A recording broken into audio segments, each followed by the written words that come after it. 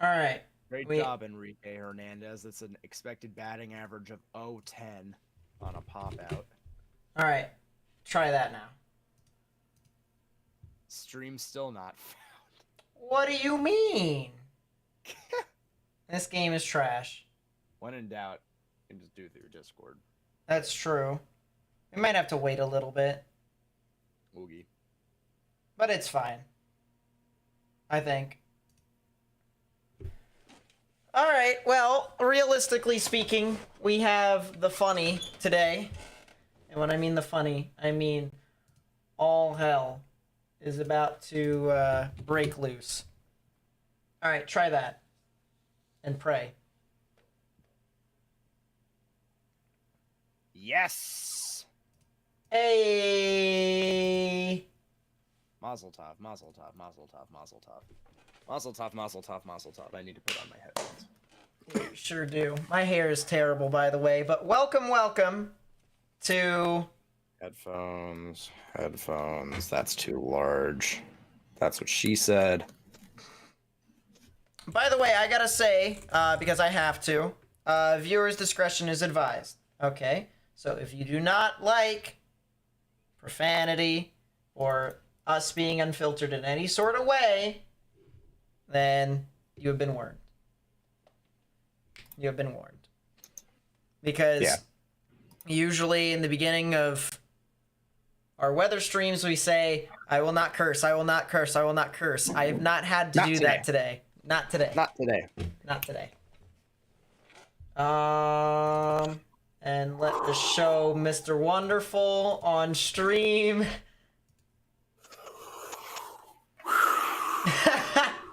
Look at his face, everyone. He is definitely stressed. He is definitely stressed.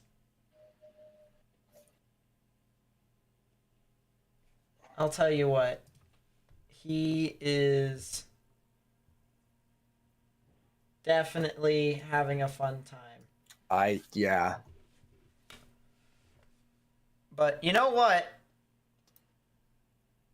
I mean, this is what playoff hockey is all about. We are talking about Game 7. Winner go home. Winner go home. And, you know, for him, for Morgan, I mean, he hasn't really experienced in depth, you know, what Game 7 hockey is like for a favorite team in regards to losing end. He's been there only twice, and that was last year. Or twice last year.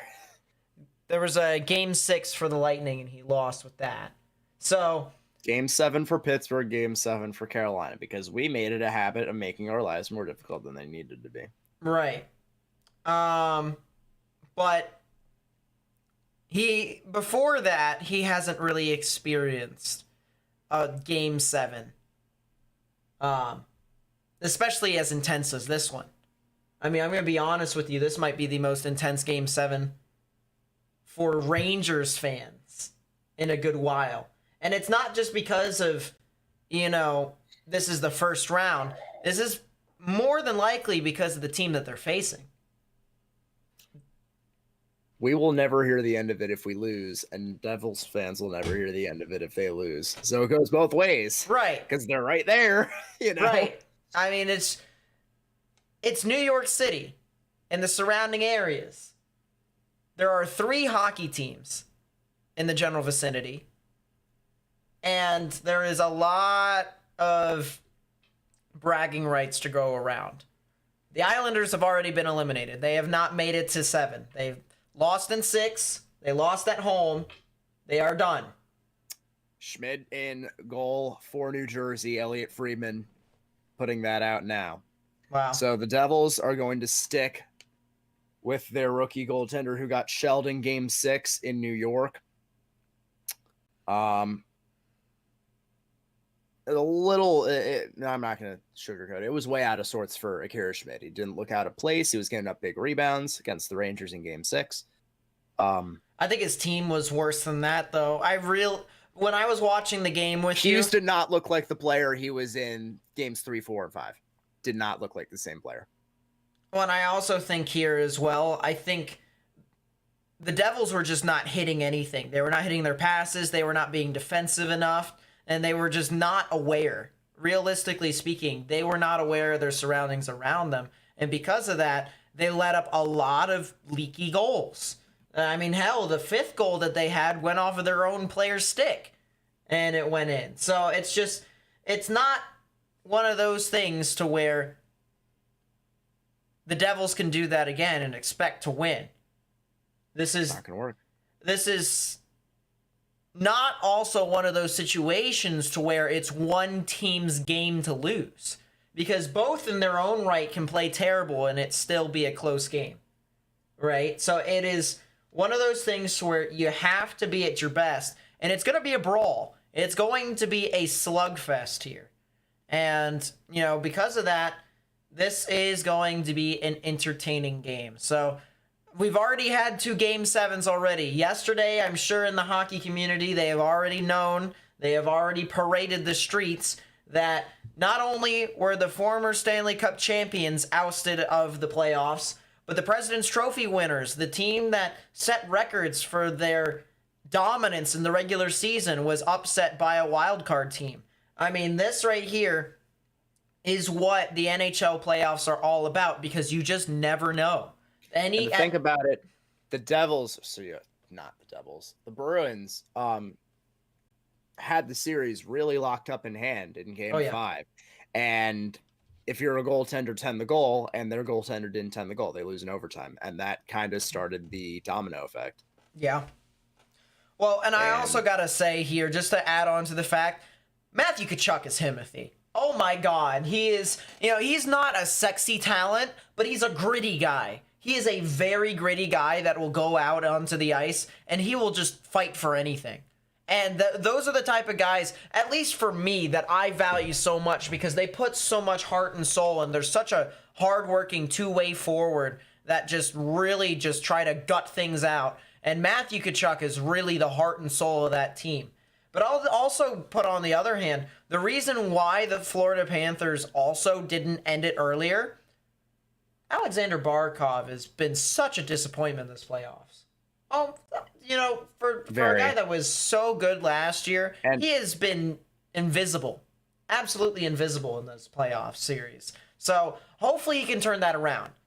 But I'm telling you, it doesn't look likely, because he's just not hitting his passes. Not as badly as the Bruins were missing towards the end of last night. Oh my goodness! In the overtime, they were fumbling over everything.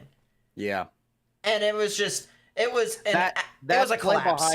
That play behind the net that led to the overtime goal was the epitome of that game. Well, and I was even watching it earlier. Puck that got stuck in the skates of both Bruins players and Florida players, 2 of each, behind the net. It squirts out to, maybe it was Uyghur's stick, who gets it onto the take of Verhaeghe. Uyghur's not Uyghur doesn't play for. That's not Uyghur. Yeah, that's a good point. It's probably Duclair. It's probably Duclair. Because Duclair, Barkov, and wasn't Tkachuk on that line at the? Hang on. I'm pretty sure Tkachuk was on that line towards the end, because line 1 was originally Barkov, Duclair, Verhaeghe. I can't remember. But, I mean, even watching earlier in overtime, I was watching the Bruins trying to move through the neutral zone. And there was a pass to Pasternak he was literally 5 feet away from the guy who was on the boards. And the dude on the boards passed it behind him. And I'm not sure what else. I believe it was Nick Cousins. Nick Cousins? I believe it was Nick Cousins who puts it onto the take of Carter Verhaeghe in the middle of the right circle, and a screenshot on Swayman had no chance. Yeah. That was the epitome of that game. Tkachuk was on second line. It definitely was not that. It was Duclair, Barkov, Verhaeghe that was on that line. 100%. That's what they ran for 3 games.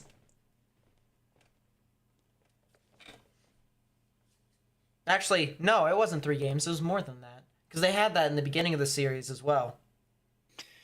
And, I question how much what Lindy Ruff watched happen in Boston last night impacted his decision to not start Vanacek tonight. because you see a guy like Schmid, who doesn't have too much NHL experience, get shelled the way he did. And hell, Jim Montgomery was looking for a change, and that's why he put in Swayman. But, I wonder if that's a testament to Lindy Ruff saying, hey, listen, that game was not your fault. And he just said, listen, you're going to finish it out because you have been the recipe for success whenever you've been on the ice. That's true. It could be an instillment of confidence in his goaltender, which would be a good thing. Yeah. But, I mean, absolute collapse from Boston. Absolute collapse from Boston. And I knew they were going to be out by the second round. I knew whoever was going to face them in the second round would take them out. I didn't think it would be the first round. I've got Toronto and Edmonton in my bracket. I mean, you and I have had that in the beginning. And initially, you were like, what the Jesus is that bracket? But then you actually surprisingly agreed with me. I had to think about it, and I did it myself. I did it on myself on my own time without even computing his, and we came out to the same result. Yeah. So, I mean, not the exact same result. We had a little bit of a different way. Yeah, we did. There. We did. Nate has the Devils. I have the Rangers. Yeah. I have the Devils in 7. I'm gonna wear my Rangers jersey though, because I promised Morgan. You also had the Wild. I had the Stars. That worked in my favor. Yeah, the Wild just took too many penalties towards the end there, and that was just shooting themselves in the foot because they had that series on lock. They really did, and then they just started choking, and I was just like, all right, well that's great. So, I mean, I saw the Wild. I also thought the Wild was going to be the team to beat Colorado because I thought Colorado could definitely beat the Kraken. I also thought that the Avalanche, even if they beat the Kraken, I thought they were going to lose in the second round. So, well, question how much the off-ice stuff had to do with the Avs' success or lack of. Yeah, they were injured to absolute get off as well. Not Nishushkin. Well, what happened with him as well? I understand that. I wonder how much of a distraction that might have been. But I mean, you also got to consider the fact that Landeskog wasn't even there. Yeah, I mean, wasn't going to be there the whole time. He's a top. Got to learn to adapt there, I'd think. No, maybe so, but I mean, have you ever seen a hockey team that has been that injured make it to the Cup and win?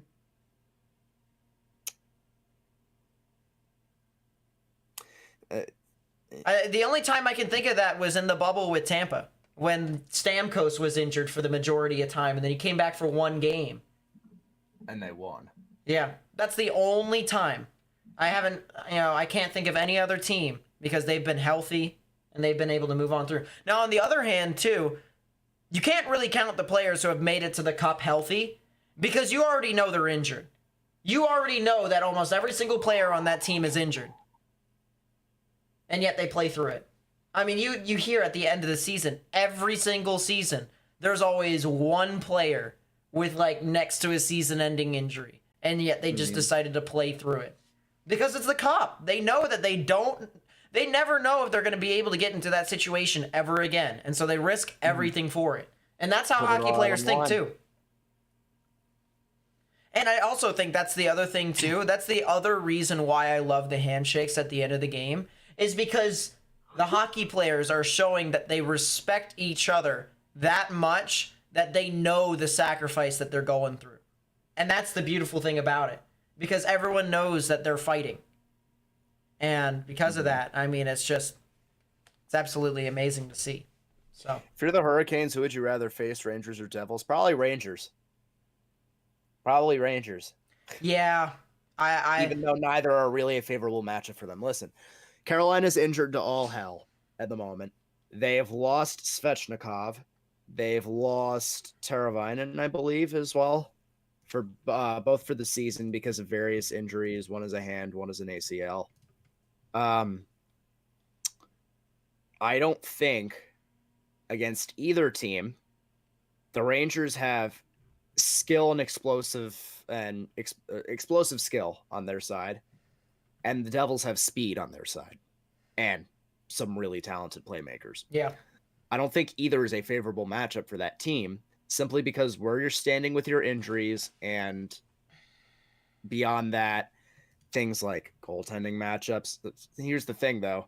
If you want to say the Rangers win in goaltending, and they win in defense, and they basically are about even on forward power. So how's that going to go? I disagree with that. Actually, maybe not. I disagree with that. Like on forward, you can say with a offensive defenseman is what we have.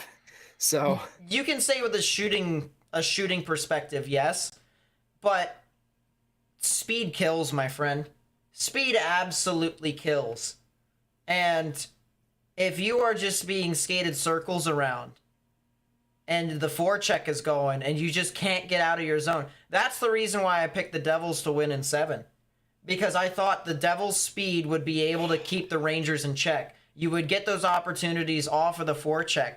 Quick turnovers and then quick shots on net would be able to put it through. And we didn't stream Game 6, but Nate made a very good point toward the end of Game 6. I believe it was when the Devils were on a power play. Devils aren't using Timo Meier correctly. No, they're not. Oh my God.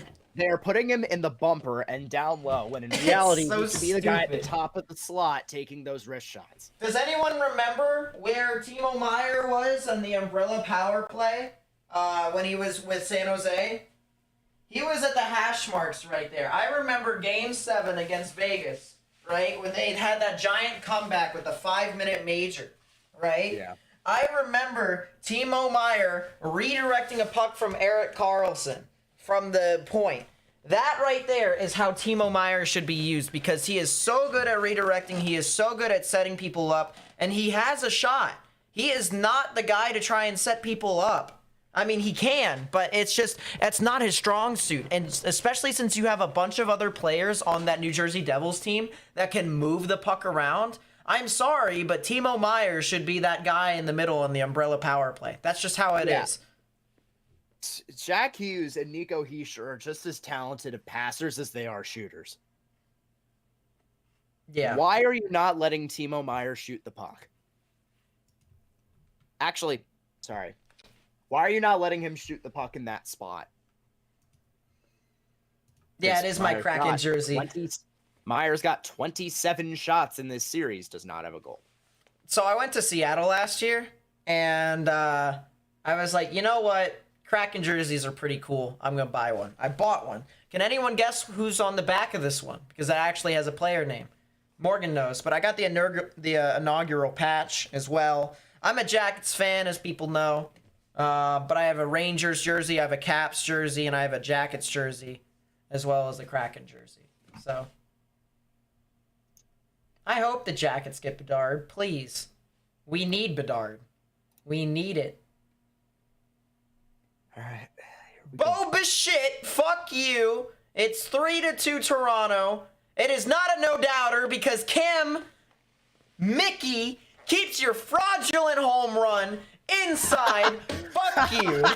It's a fraudulent home run. It's a fraudulent home run. 400 to left field is not a home run everywhere. Make that make sense, Weather Weenie. 396 to left field. But it had a 23-degree launch angle. So, consider. The Flyers do not need Bedard more. No, they do not. Listen. You have to consider the fact that the Flyers have had more playoff success in recent memory than the Columbus Blue Jackets have. Not to mention, your Philadelphia Flyers, game that I went to in April, beat the Columbus Blue Jackets in overtime. So consider that. Hell, the Anaheim Ducks beat the Columbus Blue Jackets twice in 2 games. We need Bedard. It's 2-0 Yankees. It's not Bjorkstrand. Jose Trevino hit a no-doubter home run. And Anthony Rizzo had a flyout that would have been a home run in 5 out of 30. Wrigley guaranteed rate. He's going to be on the team for the Citizens longest. Bank and Petco. Yeah, Beniers is going to be on the team the longest. He's the first ever draft pick, and hell, he's probably going to win the Calder this year. So when I went there for the first time last year in the summer, Beniers was the easy choice for me. I wasn't going to get Shane Wright. I wasn't. All the hype for Shane Wright was there, but I just was like, nah, Matty Beniers is going to be the guy. All right, I'm going to bring my Rangers jersey. Lane Thomas for Washington hit a home run that was 425 to center field, but unfortunately Chase Field rejects your fraudulent home run. That makes all the sense in the world. 2-1 Chicago top 3 in Washington. 2-0 Yankees bottom 3 in New York versus the Cleveland Guardians. 3-2 Toronto in Boston bottom of 2. All right, I am getting my Rangers jersey on. Can anyone guess what the player on the back of my Rangers jersey is? Morgan knows because he knows where I bought it from. Indeed, I was with him in the team store at Madison Square Garden, saying, "Are you really gonna buy a $300 hockey jersey?" Yes, and I wore it to play a hockey game as well. So that's all right. I'm covering the numbers so that you don't see. There we go. So now I have my Rangers jersey. Even though I'm cheering for the Devils for my bracket, yeah.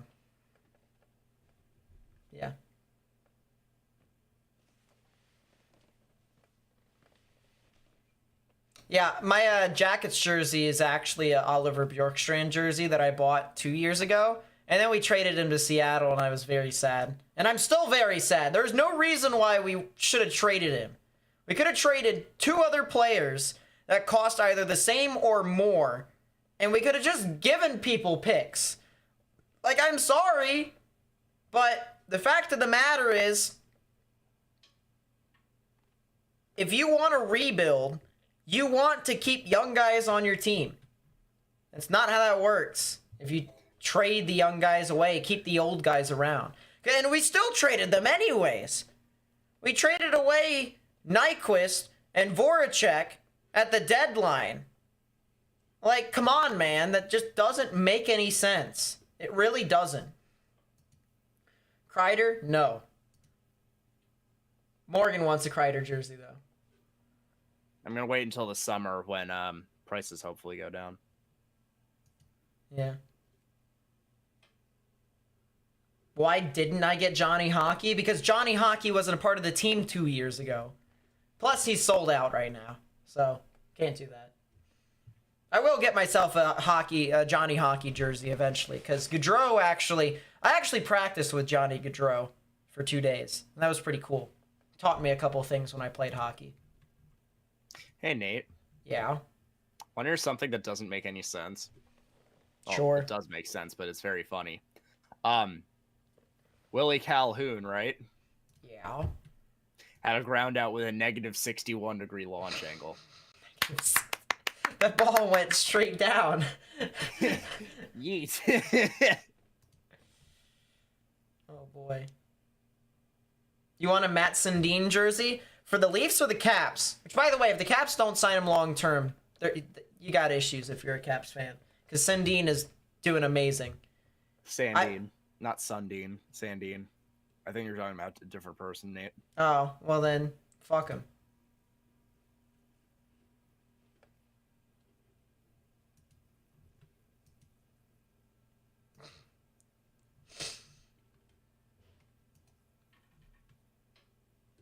But, yeah. Long story short, it's Adam Fox. I have a soft spot for defensemen. At least sometimes. All right, Morgan, you probably should get your jersey on. I'll be right back. 2 seconds. 2 seconds. 1, 2. There you go.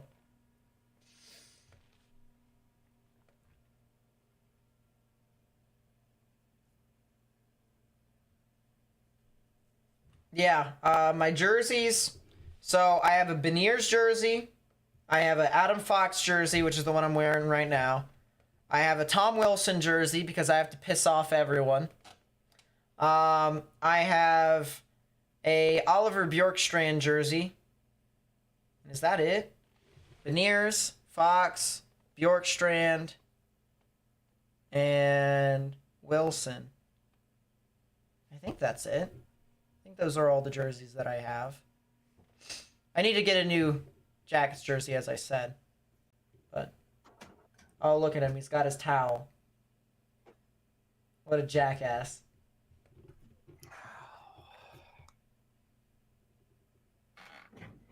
Oh, boy.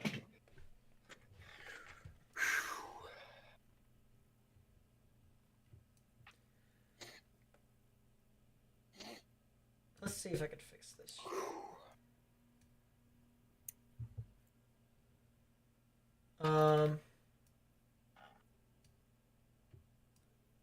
There we go. Yeah, Morgan is shitting bricks. He is shitting bricks. The result of this game directly correlates on the AP exam score I will get on my tomorrow. There it is. If Connor Bedard is a Blue Jacket, you'll immediately buy his jersey. I might buy a Bedard and a Gaudreau jersey. There's 21 people watching. Y'all are great. Welcome in. Experience my pain. We have 88 subscribers, by the way. We are 12 away from 100. That may not sound significant, but it is funny to us. So push the numbers, folks. Push the numbers. Hit that thumbs up button down below if you want to share our pain with some other people. Quinn Hughes get a Hattie. Wrong Hughes, try again. You happen to pick the one that is not on the deck. So congratulations. Oh boy, that is pretty funny. Imagine Bedard goes to San Jose. Yeah, that'd be just another prospect, another top prospect for David Quinn to ruin. That'd be great. Luke, Quinn, and Jack, and you picked.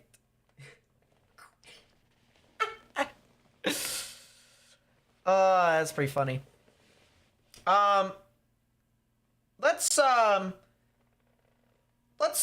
talk real quickly about the matchup here tonight. And we touched on it briefly in the beginning of the stream, but let's put it this way. Obviously, everyone knows Game 7, winner goes home. What do we think is going to happen here tonight? Well, let's go over what teams have to do, all right? Because realistically, I think it's imperative.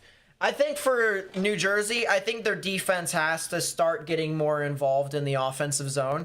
When we're talking about New Jersey, we're talking usually about their forwards that usually do the work, but I don't see really any defensemen that either step up and get the puck and keep it in the offensive zone or effectively do their job in shooting the puck.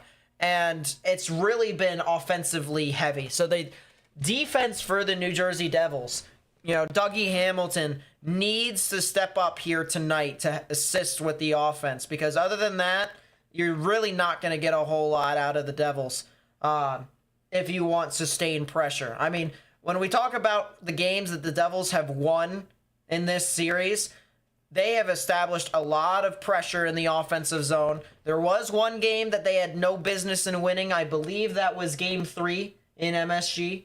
Was it that 2-1 game that they won? The overtime game. The overtime game. Was that Game 3 or Game 4? Game 3. That was Game 3. Game 4. Game 4, we lost 3-1. Yeah. Just never had any footing. Right. The whole game. Right. Game That's 5, when they weren't. Got blown out. So. Yeah, that's right. You know, just highly sustained offensive pressure by the Devils is what they need. They need to establish a good forecheck.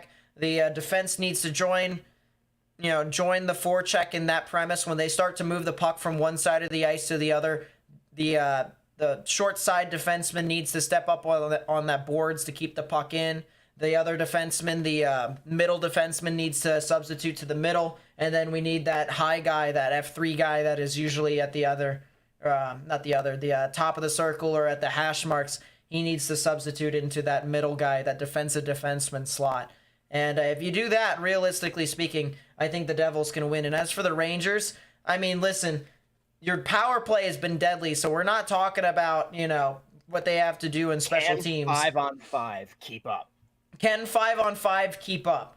Can they establish, a regroup, a actual breakout to actually go through, dump the puck in, and then establish pressure? They're lacking a lot of speed, and the Devils are able to transition very quickly. Can they, can they get to the puck, and can they establish an offensive zone presence that quickly?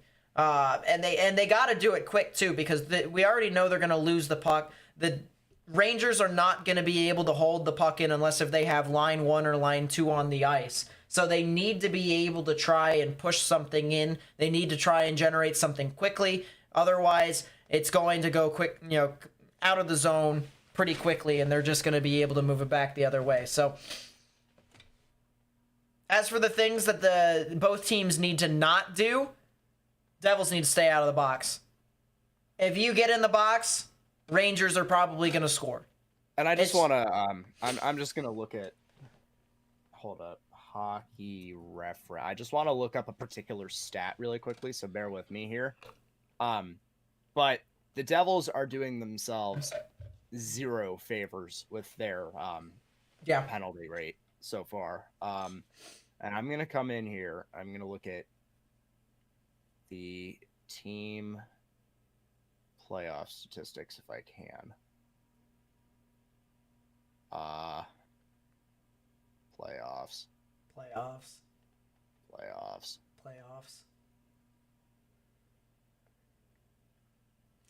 but yeah, not what I want. While he's looking it up, I mean, the Rangers have just been absolutely killer on the power play. I mean, Kreider, didn't he tie the most power play? Power play goals. He's got all 5 power play goals for this team right now. Yeah. So he's deadly in front.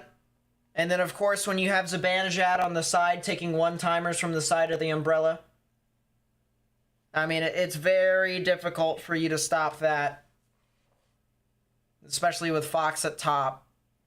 So if you're the Devils, stay out of the box. If you stay out of the box, you have a pretty good chance of winning.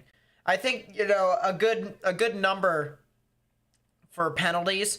It's pretty unavoidable that each team is probably going to take at least one penalty. Some penalties, yeah. If you can take 2 or less, you probably win the game. I think it's safe to say that. Because otherwise, once you start getting 3, 4, 5, the Rangers are probably going to score 2, maybe even 3 power play goals off of that. And by then, Shesterkin can just shut you down. Game's out of hand. Game's out of hand. You need to keep the game a low-scoring game, because that's what it's going to be. All right? Once you start letting in 3 or 4 goals, it's over. All right? The Devils are not going to be able to keep up with the Rangers if the Rangers score 3 goals. All right? It'll go to overtime, maybe. If not, it'll be done in regulation. Rangers will move on. You need to keep this a low-scoring affair. As for the Rangers need to not be lackadaisical on the transition from offense into defense, because I'm going to be completely honest with you. The times in which the Rangers have lost this game is because there has just been no back-checking whatsoever. And Gallant said that, a couple games ago, where there is just absolutely no back-checking? It's true. Yeah. There is. I found the stat that I was looking for finally. So, Devils are averaging 4 penalties per game. The Rangers are 21% on the power play. I say, frankly, with the way the Rangers seem to have figured out the power play in Game 6 once again, if you take 4 penalties in this game, you might not win this game. Yeah. If either team takes 4 penalties in this game, you might not win this game. Yeah. But you need to be, and obviously with a team that's as quick as the Devils and stuff like that, there's going to be some sloppy transition, and there's going to be penalties that they take, because that's just the natural result of quick puck movement. Mm-hmm. But you have to limit it. You have to limit the damage there. And as a result, Rangers, who are not the greatest team 5-on-5 right now, will be held back. Yeah. I think that's pretty easy to say, honestly. And the other thing that I also want to say about the Rangers, just to kind of build off of what I was saying and what the Rangers need to try and avoid, it is really imperative for them to back check as quickly as they can because I said that the way for the Devils to win this game is if their defense gets more active in the offensive zone. If they get active in the offensive zone, let's say they join the rush and it ends up being a 4-on-2, there is a very good chance that somebody will be open to take that shot. And Igor can do as much as he wants to try and save, any shot that's possible.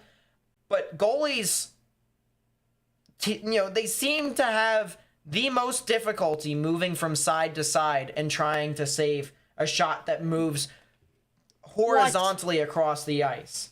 So you need to get back with that back check as quickly as possible. Otherwise, there's a good chance you lose this game. So, are you ready for these lines? Go for it. For the Devils lines? Yeah. This is whack. Top line forwards, Tatar, Hischier, Bratt. Left, center, right. Okay. Second line forwards, Palat, Hughes, Holla.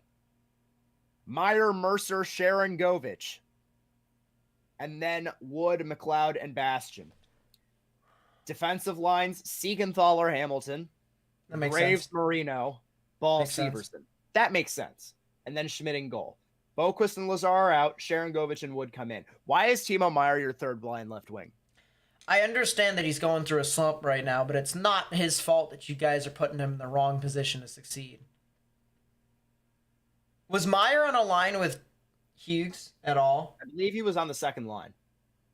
So Hughes was on the first line. So that means dude, he's got a shit ton of shots to start this series. You gotta keep Meier up top. I don't agree with Meier being put on the third line. I really don't. That doesn't make any sense. God bless.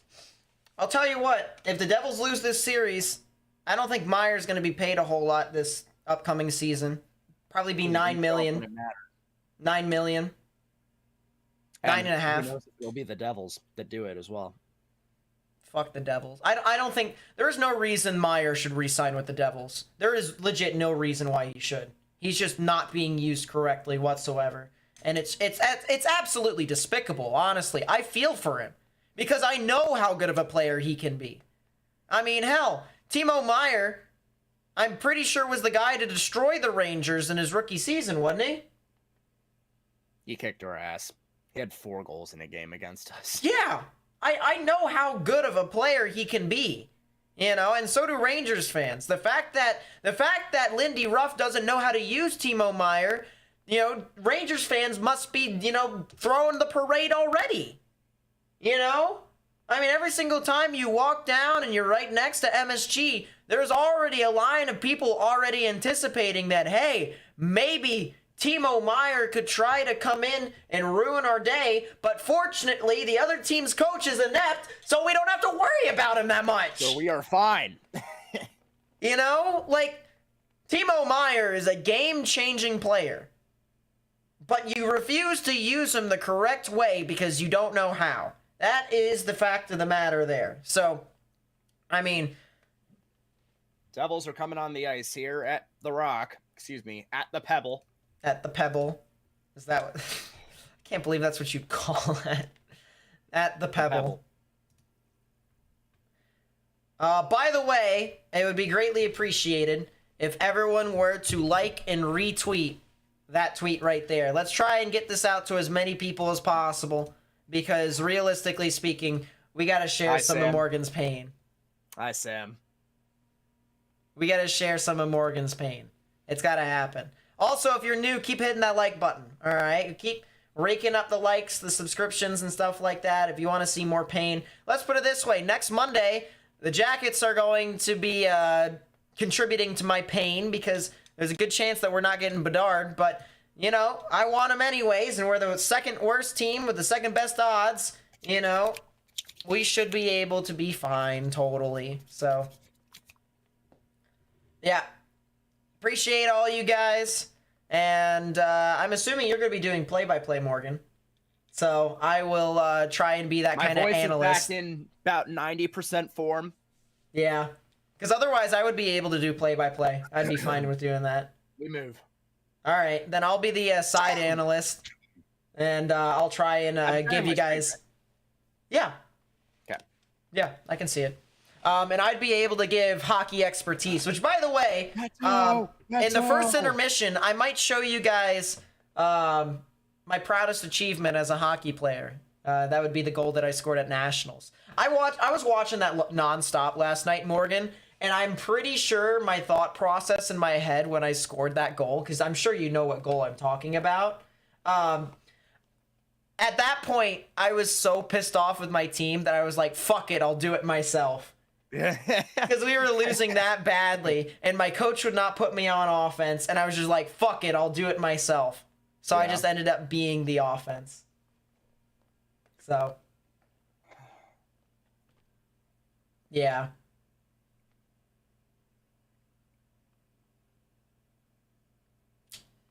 But man, oh man, this is going to be a huge series. Game 7, winner advances to the second round to face Carolina.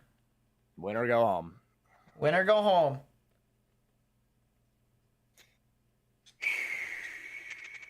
This is very huge, obviously.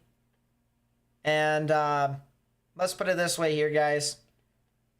If those past 2 Game 7s that we had yesterday are any indication as to what tonight could be, we could be in for a very fun one here. I could be in for a real long night. I need to pull out the freaking infomercial of if you or a loved one have been hurt emotionally or mentally by the New York Rangers, you might be entitled to financial compensation. Hey, I'll tell you what, Morgan. The one thing that's going for you is in both Game 7s that we had yesterday, the road team won. Yep. Yeah. The road team won. So, although, again, home, away doesn't really matter in this series. No, not in this series. When you are essentially surrounded by the New York Metro, New York City Metro. I mean, Newark is... You can say Newark is a city all you want. The fact of the matter is, and this is going to piss off a lot of Devils fans, Newark is a suburb of New York City. It is not. It's not the same thing. It is a suburb to New York City. So... Oh, that's a lot of blue. That's a lot of blue. Oh my God, that is a lot of blue. You have red and blue equally at the lower bubble. Now, there's a lot more red up in the upper bubble, I will say that. But in the lower bubble, I mean, you can definitely tell we have a lot of rich white people down at the bottom bowl. Concrete jungle where dreams are made of. Oh, boy. All right, we are about to be underway. Here we go. All right, I'm going to... Rangers have their first line defense on, and they're... Hello, the Bruins fans entered the chat, pain and suffering. First line forwards on for both teams. We are underway in New Jersey. Bratt trying to put the entry. Zibanejad pokes it away. Had a chance early. Zibanejad had it poked away by John Marino down low. Good play immediately off of a poor play from Jesper Bratt in the neutral zone, and John Marino saved a good chance for the Rangers. This is Bratt starting up the right side into the Rangers zone, cutting behind the net, tried to make a pass out in front for Heischer, couldn't get it. Shot by Graves goes high and wide over the net from the top left circle. Oh, there we go. Now we got the guys on this. Up by Fox, that goes behind the net though. Heischer chasing with Lindgren there as well. He sends it back down for Tatar. Hughes on the ice as well. He's net front. Top point Hamilton. He looks. He shoots. That goes over the net. Field goal. Holla down low in the corner. Sends it behind for Hughes, but he couldn't get the stick on the puck properly. So the pass is broken up. Sent into the zone by Tarasenko, and the Rangers will get a change. Hughes sends it in. Going to chase is Holla down low. He's checked by Filipino. Puck goes around to the bumper, and now Hughes moving up to the right side, leaves it for Hamilton. He shoots. That's deflected wide of the net off the skate, I believe, of Arikala. Down low, Jacob Trouba with it in the corner. He's fought there by Arikala, but Keandre Miller takes over. Panarin to Miller. Rangers play up, but gloved down by Palat, and he'll try and send it ahead. Panarin tries to go play it, but there was a Devils player there in Siegenthaler. There we go. That's good enough. Line changes, 100 seconds in. Here's the lead. Meyer missed the net. And the puck squirts out to the right circle, and Trouba will play it ahead. Tip in front. Kane starts in. Patrick Kane, he's checked there by Timo Meier at the near wall. Puck gets played up, but not out. Schneider kept it in. Kane tries to play it out in front, but Alexi Lafreniere had his back turned on the play. He's got it now in the corner.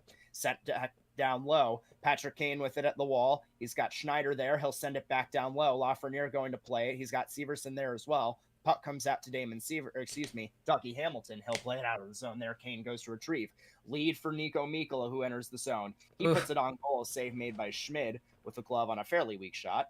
And that is going to be a penalty on New Jersey. Penalty on New Jersey. It's going to be a trip in the neutral zone. The Rangers will get a power play, 2:33 in. Nate, what did we say from the start? That is very funny. I'll tell you what. How that happened was and Lindy Ruff just said "fuck you" to the ref, and he said that was bullshit. Yeah, but how that happened? Bastian got his stick in the state of Tyler Mott. I'm not sure that was even the case because I'm going to be completely honest with you. I don't think he was paying attention, and I don't think Tyler Mott was paying attention either. I think that was purely coincidental. The refs have been calling pretty much everything that isn't a cross check in this series for both teams.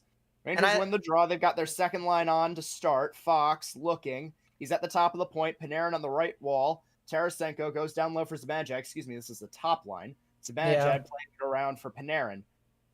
Panarin been basically invisible this series, but the Rangers have gotten good. Fuck Panarin. Otherwise.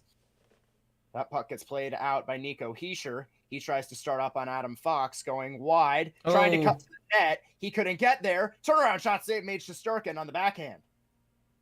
Yeah. And a penalty is going to come up on on New York. It's going to be a hold. Yeah. Adam Fox. And like I said, they're calling everything. I don't agree with this, honestly, with what the refs are doing. This is playoff hockey. You got to let them fight a little bit more. I mean, that's a small hold. No, because it's not the most egregious watch the stick. thing I've ever seen. Yeah, watch the hand, watch the stick. Stick gets it on the left arm of Hischier. Certainly impedes motion, but it is not the most egregious call that I have seen missed. That's two straight calls that are just like sus as shit. So we'll play 4-on-4 for 1:20 now. And the Devils will get an abbreviated power play after the fact. Hughes down low has it, but it was tipped off the stick of Keandre Miller. Hughes trying to skate around him, grabs around, and a save made Shesterkin there with the right pad. Played up Siegenthaler with it now back in New Jersey's end. No icing. That's played into New York's end. Trouba goes to retrieve behind Igor Shesterkin's net. 1 minute left to go in the 4-on-4. We'll get a change. Trouba plays it up for Zibanejad. He enters the zone. He's played 1-on-4. New England, that's actually how he got his nickname, believe it or not, because of Panera Bread. The bread man, if you will. Into Marino. 40 seconds to go on the 4-on-4. We're kind of in limbo here for a second. Holla drops back. Slingshot. He lost the puck. He screwed up the pass. They were trying a slingshot play there. I've seen this before. Devils are just trying to get the puck. They're trying to pass it and gain some speed into the zone. They're just not able to connect on them. The Rangers are holding them well in the neutral zone. Oh, there it is. That's what they needed. Hughes moves in with speed, and he's checked there by Braden Schneider, who had a body on him. Forced out of the zone by Vincent Trocheck, who goes to get a change. Devils will play an abbreviated power play. They've got roughly 30 seconds to make something happen. Yep. There's the slingshot again. Slingshot once again. They try and play it in, but Mott got his stick on it, and he'll clear it all the way out and down. 20 seconds to go on the power play. Dougie Hamilton now with it. 15 seconds and counting. He drops back. Slingshot again. Hughes starting up. Going left. Leaves it for Hischier. Hischier with it at the near wall. Sends it down low, but it was intercepted by Nico Mikkola. He'll play it partially the way out. Goodrow will play it the rest of the way out, and that will end the New Jersey power play. So neither team really got any good chance on the power play there due to abbreviated time due to penalties. We're just over 5 minutes in. Rangers and Devils tied at zeros. That puck is tipped into the zone. Keandre Miller goes to play it down low in the corner next to Igor Shesterkin. Palat had it go off of his stick, played to Kako. He'll play it out of the zone. And then Kevin Ball played it right back in for Keandre Miller. And we'll get a change again. 14:25 to go. Panarin starting up. Third line on with Hedl. And now Kakko. And that was intercepted in the middle of the zone. And that is popped up. And the Rangers control. Adam Fox goes right for Keandre Miller. And Fox will go get a change. Miller will wait for his defensive partner to come on. Stretch pass. Ooh. Lead pass to Tarasenko, who sends it down low. Schmidt goes to play it behind the net. A little bit of an errant pass, but Marino gets to it. And the Devils can play it out with Timo Meier. Ryan Graves trying to do a zone entry. Nate Bastian was almost offsides as they send it down low. Nico Mikkola going to play the puck. He plays it up the near wall. Tarasenko will try and play it up. Couldn't get to it. Now it is sent in all the way down into the Devils zone. 6.5 minutes in. That defenseman there in the offensive zone. Yeah, the defenseman in the offensive zone there for the Devils, they're just not stepping up. The puck came all the way around. The defenseman could step up, just would not do it. It's been an issue here. It's been a huge issue for the Devils. Stretch pass to Keisher. Leaves it for Tatar, top of the right circle. Cross ice, Siegenthaler. He shoots, it was blocked. Kept into the zone. Hamilton. Shot on net, deflection, save Shesterkin. Rebound is put into the stick of Patrick Kane. Kept into the zone by Nico Hischier. He tries to go down low and Patrick Kane gets there. One-timer by Jesper Bratt was blocked. Rebound goes to the top slot. Siegenthaler controls it. Left side Hamilton. He shoots, he missed the net. Wraps around the boards and all the way out. Rangers will get a line change. Much better there for New Jersey as Nico Hischier got the tip pass on net. And you know who started it all? It was Jonas Siegenthaler there stepping up in the offensive zone. That's what the Devils need to do to win this game. Sent in down low. Sharon Govich going to play it as Ryan Lindgren for New York. Fox plays it ahead to the near wall. It'll be sent all the way out. Jimmy Vesey going to try and play it.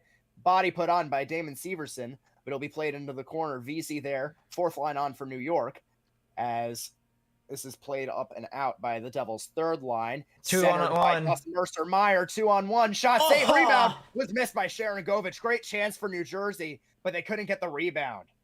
That was a good regroup there. It was a good regroup by the Devils back behind. Quickly put it up. Around and taken away by Meyer. Ooh. Meyer missed the net. We're getting Igor chance in New Jersey. Hughes takes it, almost had it checked off of his stick. Down low goes Siegenthaler. He plays it to the corner for Haula. Haula on the near wall to the right of Shesterkin, played into the corner. Back up for Haula. Panarin trying to play it cross ice. That was an errant pass intended from the region for Kakko. Gets back on the stick of Ryan Lindgren. Wow. And kept in the zone by New Jersey. Andre Palat going down low. Sends it in. Meyer there, as well as Mikkola for New York. Sent to the near wall, kept in. Haula, top point, Hamilton shot. Save made by Shesterkin. Rangers need a change, and they're not going to get it as Siegenthaler continues to control back in the defensive zone. Hughes enters in again. Tries to drop back to half a change. And a stick check there allows Kakko to lift it up and out of the zone. And it will be whistled hand down pass. For a hand pass on New Jersey. We'll get a stoppage of play here. Yeah, Shesterkin lights out. 9 minutes into this first period, we're 9-10 through nothing. I mean, I'm gonna be honest with you. If you're a Devils fan, those first 2 minutes were atrocious. They just got beat on every single board battle. They lost the puck on the boards as soon as they faced a single shred of adversity. They just weren't winning those board battles. And then all of a sudden, when Siegenthaler starts to lead the rush there on that offensive zone keep-in, he started generating opportunities. He started getting shots on goal over and over again. I mean, that right there is what you wanted for the Devils. Rangers got to figure out a way to get out of their own zone. We have one shot attempt in 10 minutes. Got to fix that. Have to fix that. You got to get into the zone and you got to get chances. Devils are coming out quickly. They did this in game 6. Let them beat themselves in their own game. Let them beat themselves in their own game. Yeah, I mean, it's just they are They are moving very fast right now. You got to hope that Igor can continue to just do what he's been doing, because you let up a goal, you're immediately down 1-0.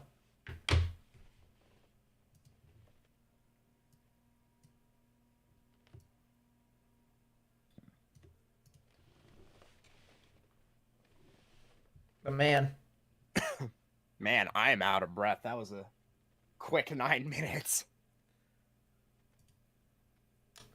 If you guys are enjoying this, by the way, please be sure to hit that thumbs up button down below and even subscribe, as we are approaching 100 subscribers.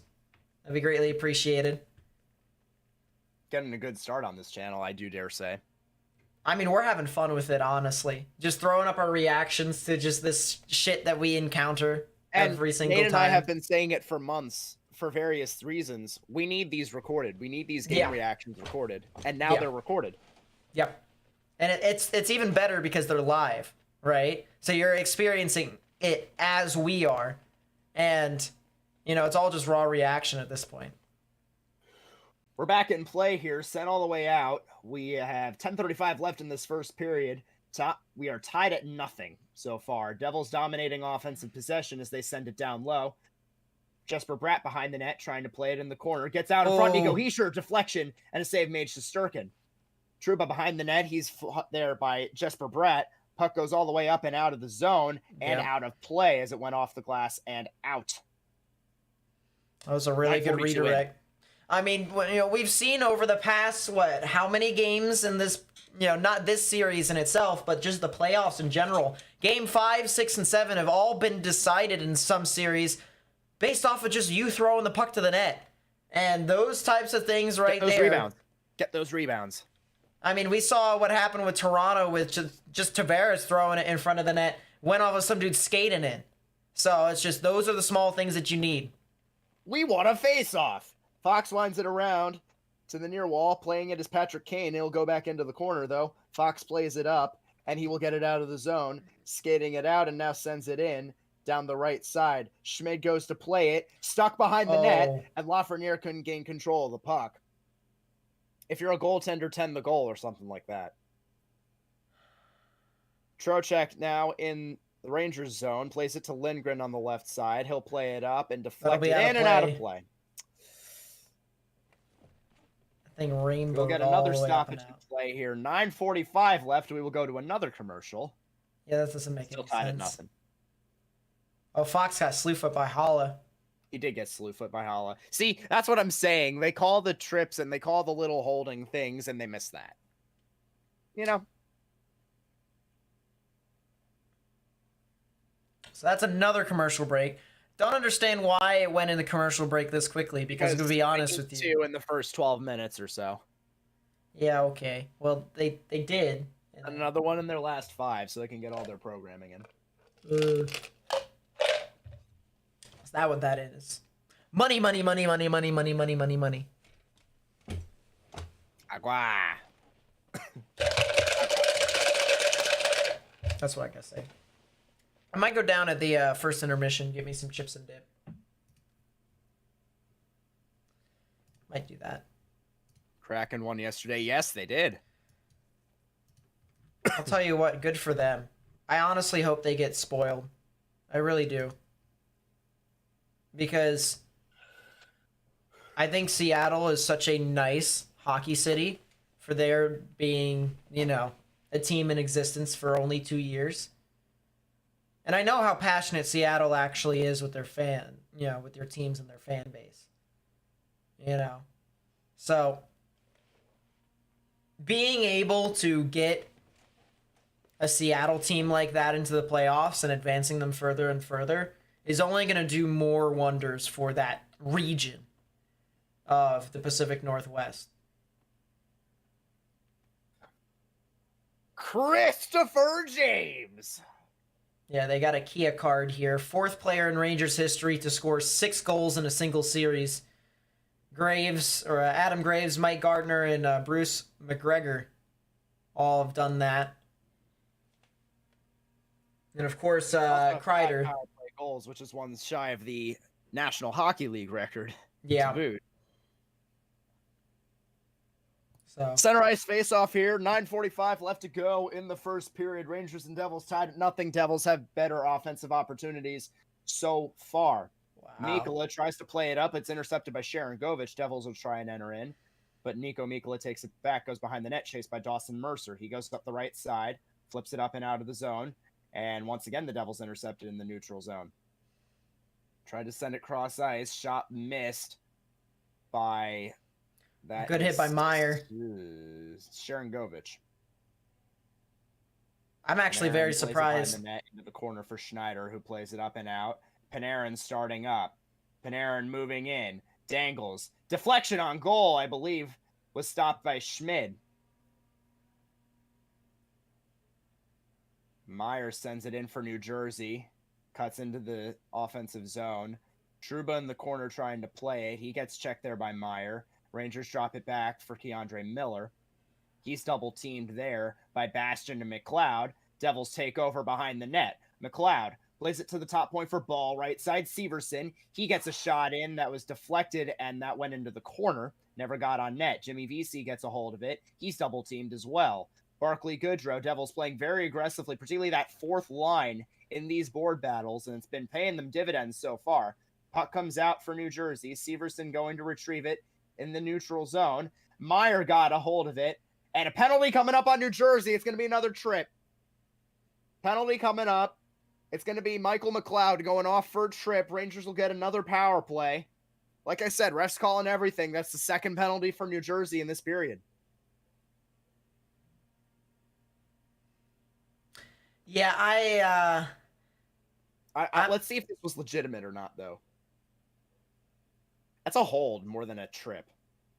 I think he just fell. That's not a trip. That's not a trip. That's not a trip. That's stepping on someone's stick. They're calling everything. I didn't think it was you heard my tone. I didn't think it was a penalty. I thought we were still going. Yeah, Hamilton plays it up, stopped at the point by Adam Fox. He sends it down low. Tarasenko playing it all the way around the boards. Panarin. He's looking. Goes top point. Fox. One-timer Zibanejad. He missed the net. Panarin in the corner. Goes down low. Now to the top of the point for Fox.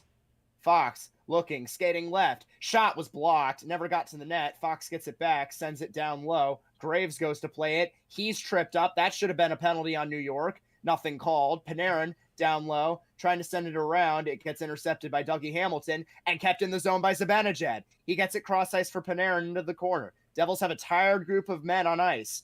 Fox at the top of the point. Right side Panarin. Panarin down low. Kreider couldn't get a shot off cleanly. Goes into the corner. Panarin tries to play it around. Graves tries to, that's not Graves. It's Marino that tries to go and play it. Kept in by Fox. Fox with space. Still looking, into the right circle, looking for a passing lane, goes behind the net, out in front, Zibanejad, Tarasenko shoots, he missed the net. Zibanejad at the near wall, back to Tarasenko, he tries to go cross ice for Panarin through the legs. Panarin, top point Fox, looking, Zibanejad shoots close. Oh my God! And he holds. That was going to go wide, but what a reactionary save there by Schmid. By the New York Rangers. Great power play, great chances. They kept it in the zone consistently, and Akira Schmid shuts it down with 43 seconds to go on the penalty. Yeah, I was going to say, they were trying to feed Fox every single time up to the top to try and get Kreider for a redirect. And then whoever number 33 is, I can't remember, say the life of me, all right, for the Devils. Okay, but whoever he is, 43? 33. Oh, 33. Ryan Graves. Ryan Graves. I mean, he was just blocking shots left and right. Trouba trying to play it up. He's got Trocheck, but that gets played back into the Ranger zone. 30 seconds to go on the power play. Rangers have had a couple quality chances so far. The lead for Kakko, that's intercepted and played out. 20 seconds to go and counting. Second line power play has not functioned in this series at all. All the power play goals have come from the top line, come from Chris Kreider. Rangers are lucky to have one functional power play unit at the moment. That's sent all the way up and around. That'll be the end of the power play. And that will end the power play for New Jersey. Or for New York. 2 shots. And now the Rangers to start up. Keandre Miller working his way in. That shot was blocked. Once again, Ryan Graves getting his stick into traffic. Puck goes up and out of play. We'll get a whistle with 6:03 to go in the first. And I got to say here, you mentioned how many shots were on that power play opportunity by the Rangers. The Rangers have only had 3 shots this entire game, and 2 of them came from the power play. You got to get more on 5-on-5 in order for you to win this game. Shots are 7-3 in favor of New Jersey, 14 minutes in. So not really too many shots going around, but shooting attempts are far and away more favorable for New Jersey. Rangers get an offensive zone draw. Goodrow taking the face-off, 4th line on with 2nd line defense. Goodrow loses the face-off. Kevin Ball sends it up and around and out of play. And it's going to be a penalty on New Jersey for delay of game. That went up and out of play without touching the glass. And another Rangers power play coming up when we come back from commercial. 5:58 to go. Rangers will go to the power play. Yeah, I mean, this is... Devils, Devils can't let this get out of hand. That's the 3rd penalty for them now. We are 14 minutes in. You cannot do that. And I've got a bold prediction here. Rangers are going to tally on it. I said if you get more than 2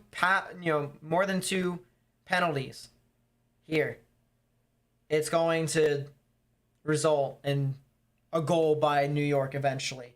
I mean, Ryan Graves can't do it all by himself. He's not going to be able to block every single shot. It's going to be 1-0 New York at the end of this power play, and if it's not, I'm going to be very surprised. And if not, we're poverty again. Yeah, I mean, that could be true, too. Again, keyword. Agua.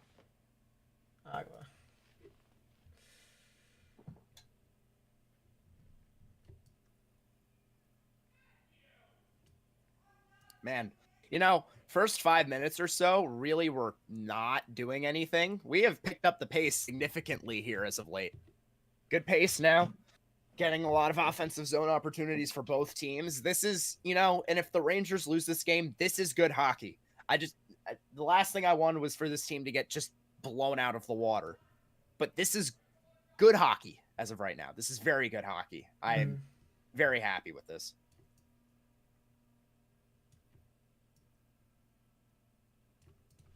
So we'll fix that there so that way you're able to see. But I mean, yeah, it's just... 31 years ago today, the Rangers defeated the Devils in Game 7 of the 1992 Patrick Division semifinals. God, the Patrick. Which 3 Rangers scored multiple goals? Tweet your answers to hashtag Cadillac Trivia, ladies and gentlemen, on Twitter. Patrick Division. My goodness. Those divisions and conferences were weird. Yeah, that is... He did just sky it. You can't do that. You can't do that. New Jersey number 88 has 2 minutes for delay a game. Kevin Ball. Man. Rangers right back on the power play now. 3rd power play opportunity for New York so far. The Rangers win the draw. Panarin, top point for Fox. He goes down low into the corner. Panarin, back to the right point for Fox. Panarin at the bumper, sending it on net. It was blocked, the pass by Ryan Graves. Once again, top point Fox. He looks, goes left for Zibanejad off the board. Zibanejad sends it into the slot. Tarasenko trying to get a pass and kept into the zone off the deflection by Adam Fox. Panarin, cross ice, Zibanejad shoots, save, Schmid. Kept into the zone by the Rangers down low. Kreider trying to wire it around. Marino gets to it. Lifts it up and out of the zone. Once again, Ryan Graves continues to be the savior for the Devils PK. Fox, lead for Zibanejad. He sends it down low, going to chase his Kreider. Kreider sending it down low into the corner. Back all the way around. Zibanejad at the near point. Sending it for Tarasenko. Tarasenko tried to go cross ice for Panarin. That didn't work. And that didn't work either. Timo Meier gets a hold of it and clears it out, but only to the neutral zone. I think that was actually Holla. It was Holla. Cross-ice pass for Kreider. Zibanejad now at the top point. Looks, goes right for Kreider. Excuse me, that's Kane. Kane looking, shoots, it was blocked. And not be able to keep it in the zone is Adam Fox as the puck bounced over his stick. Fox dropping it back for Trocheck. 2nd power play unit on, so therefore the season is over. And that is not effective. Great job. Starting it up is Sharon Govich. He goes down low. Trouba goes to play it behind him. Keandre Miller is started up. Rangers with 15 seconds to go on the power play. That's not getting something going on offense. Devils send it in. That's going to be the end of the Rangers power play. Again, another couple good chances, but nothing to come of it.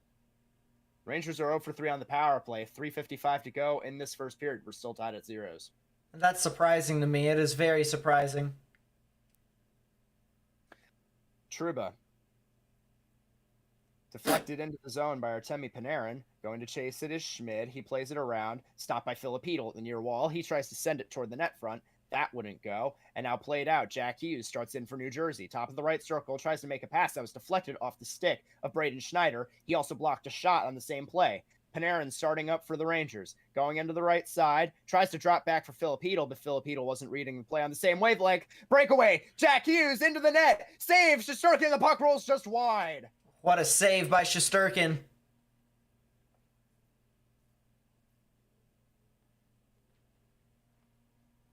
I mean, that is an absolute stellar save by Shesterkin. Play is still continuing here, but just what a play.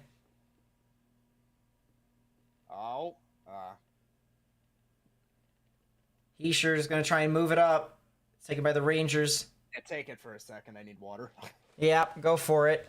It'll be put down in the corner, and it'll be fought, and it'll be sent the other way. It looks like Fox will take a shot, and that'll go wide. Back down below, Goodrow will take it behind the net. He'll face it in the middle of the shot, and that goes wide, and it'll be taken there. Didn't get his stick fully on the shot. Severson with it now.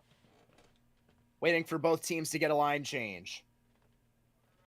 2:20 to go. We're still tied at zeros. Rangers and Devils both getting good chances at this point as the pace has picked up a little bit. He missed the puck, and it faked the cameraman. Yeah. Severson looking to send it in, and he does on the right side. Shesterkin goes behind his net to play it. He'll play it to Miller. He's in the corner. Miller playing it up the near boards, plays it to Kreider, who drops back. Jacob Trouba now looking to play it up, and he'll get it. Kreider trying to leave it for Zibanejad. He couldn't quite do so. Kreider on the near wall. It gets popped out. And now Miller starting it up in the neutral zone. Drops it back. Tarasenko. He shoots right into the glove of Akira Schmid. And we got a stoppage of play here as there's some pushy-shovey in front of the net. Yeah, for the pass. By Schmid, as the Rangers got a good chance there from Vladimir Tarasenko. Past 3 minutes have just been both teams just trying to establish something after that New York power play, and it's just, we take a look at another view of Jack Hughes, and amazing save by Shesterkin. Hughes tried to go to his backhand and put it right through the wickets. Wouldn't go. Jack Hughes was screaming for a hook. That's not a hook. Even with the way penalties are being called, he got to stick to the ribs. That's not a hook. No impediment there. I don't see a penalty that would have been called from that play either way. There was no visual impediment on his play. Offensive zone face-off. The Rangers sort of win it, but the Devils will take it back. McLeod behind the net has it, playing it ahead for Hamilton. The ref got in the way. Trocheck to Kane. Kane playing it down low, tried to send it toward the net, but that wouldn't go. Mikkola plays it to the near wall for Kane. Kane skating from left to his right now. Down low, out in front, Trocheck couldn't get to it. Mikkola, down low, deflection, save made by Schmid on the post. A deflection by Patrick Kane to the right of Akira Schmid, and he squeezes up against the post to get a stoppage in play. And I really thought that the ref was wearing blue for a second there, because he really checked whoever that defenseman was for the Rangers in the corner. And it looks like it was Dougie Hamilton that was trying to get around. The ref just stood there like an absolute idiot, and it ended up being a turnover there. We take a look at the redirect from Kane. Kane was wide out on the side. He was at the bottom part of the circle, and with the shot up the point, the redirect down in the middle, that is a heck of a play right there. Rangers win the draw. Panarin now with it. Third line on for New York. Panarin in the corner. He's double-teamed, primarily by Nico Hischier. Lindgren, right side Fox. Fox looking for a shooting lane. Send it down low for Philip Hedl. That's Capo Caco, sends it back around to Fox, who sends it back down low, this time for Hedl. 1 minute remaining in the first period. Both Devils and Rangers getting good chances here. Played out by Marino. He fell over. Bratt brings it in, leaves it for Hischier. Hischier tried to thread a needle for Thomas Tatar, which I don't know why you're not taking a shot there when you're wide open in the middle of the slot. Wrapped around, Tatar tries to go and play it, but it'll come out to the top. Ooh. Shot was deflected wide of the net. Heischer with it now. He's on the near wall, playing it down low, and the puck squirts out of the zone as it went off the stick of Filipino. Rangers will get a change, and so will the Devils with 25 seconds to go.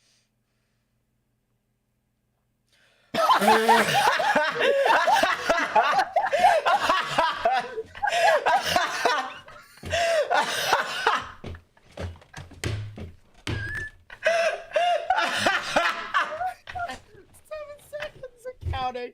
Puck goes out of the Rangers' head. Send it in. That'll do it for the first period.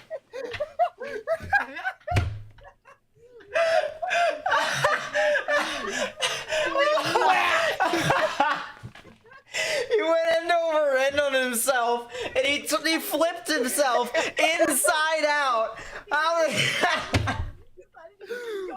the fuck was that? Oh my god. All right, we are at zeros after one, ladies and gents. First intermission. Brought to you by Cadillac. Oh my god. That was great. Jack Hughes with the play of the first period with him falling over. The play of the game is brought to you by, I don't know. Like a good neighbor, Paul George is there. Oh, Lord. Oh, my goodness gracious. You're a flip, Mike, you're right. Oh, my God. That was amazing. I'll tell you what. If I can scroll back on that. That was very special. Oh, jeez.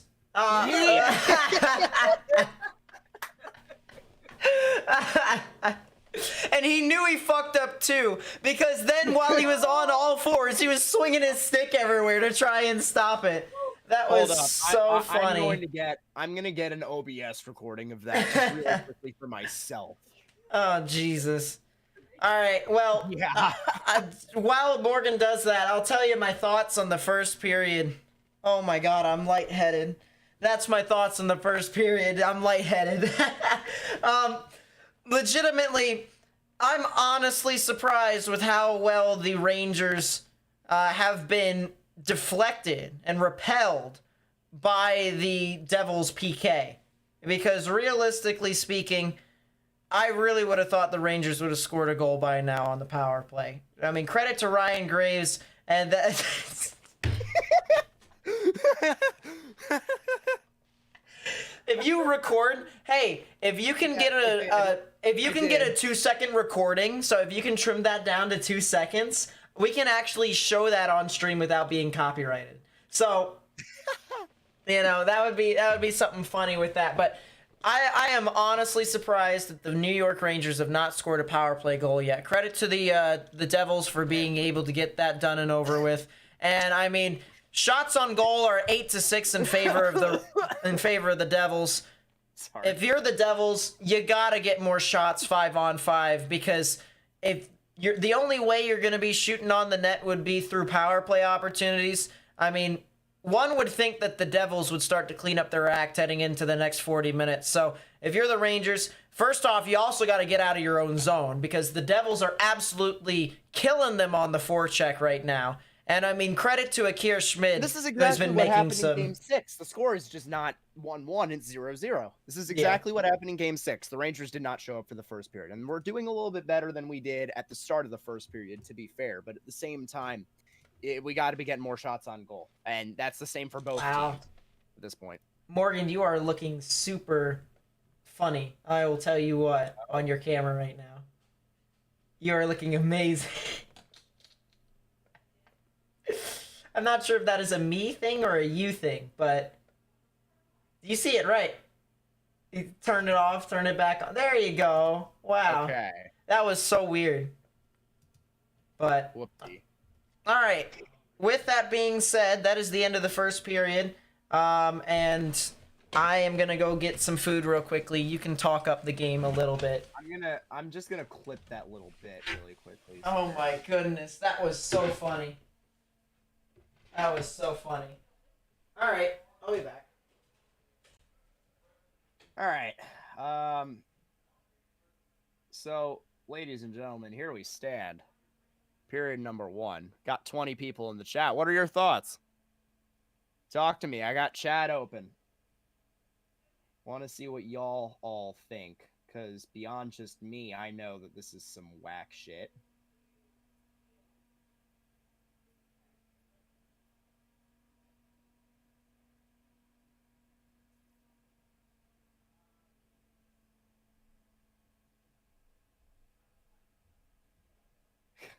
Oh my god.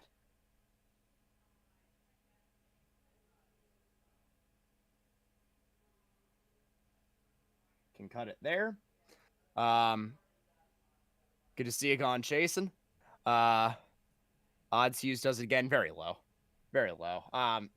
Hughes is so good. He's so clean with his moves. After game 1 and game 2, he has looked like the player he was in the regular season, which is why I'm a little concerned. Good to see you, Chris. I want multiple overtime. Okay, I don't need to see a cardiologist after today. I'm all right. Without. We can go without. 0 for 3 in power plays is rough. Yeah, definitively. And I think the Rangers need to work on, just in general, they need to work on getting more stuff to the net. Got to work on getting a lot more to the net at this point. Otherwise, you're not going to win the game.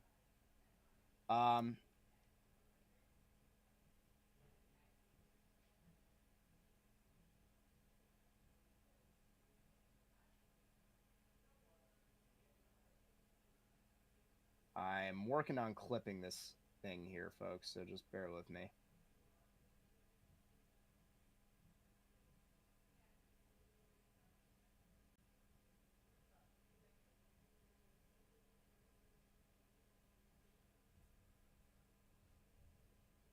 We're going to do that, and then we're going to delete that bit and export.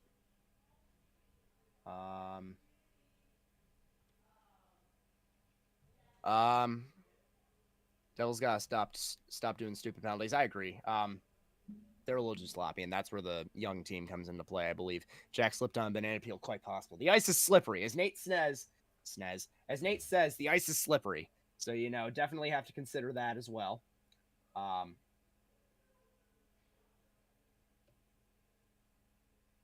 Saving that there. File manager.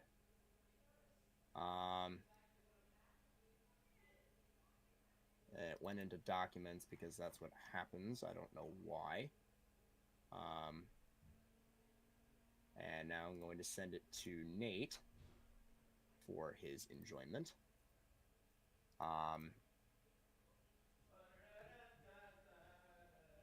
And I hear him again. Jack did a flip indeed. Rangers did hold the Devils in the zone there for quite a good chunk of the first period. Yeah. I mean, the Rangers can do a better job, and I'm pretty sure they will coming out of the break. That's just kind of the team that they've been all series. Got to execute a little bit more on the shot attempts.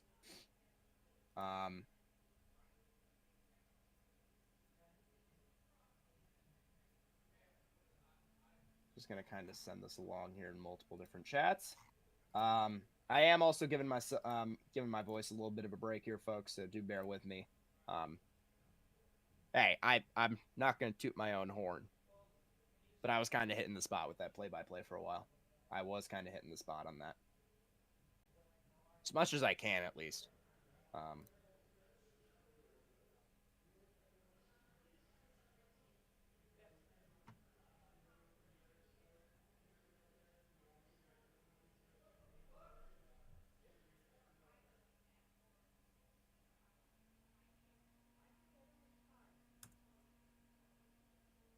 And I'm even going to post that on my Twitter. If you guys do want to follow me on Twitter, at MJFold54 is my classic. Hey, listen, I talk sports a lot. I talk sports. I do. So How long are we in? 83 minutes, roughly. 1 hour, 24 minutes. Yeah, that sounds about right. Classic. All right, Nate. So we're going to show you. I'm posting the video on my Twitter. Go retweet it, because hockey. Yeah, we're going to show you the video here. Because this is some funny shit. Dead ass. All right, so we'll pull up Morgan. This is what we just watched.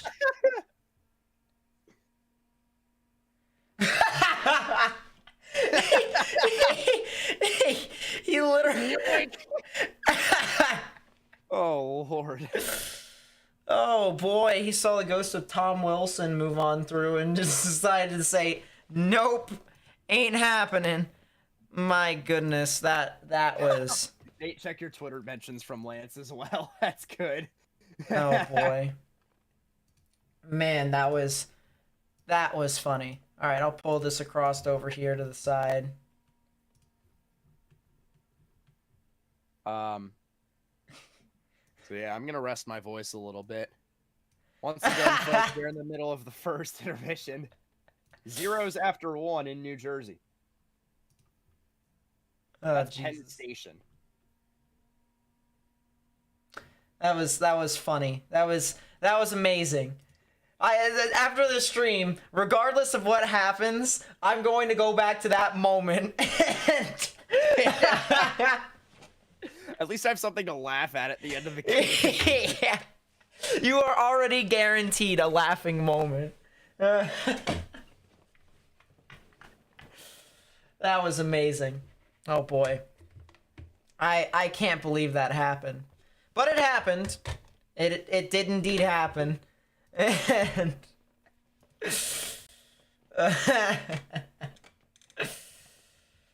oh, that was great.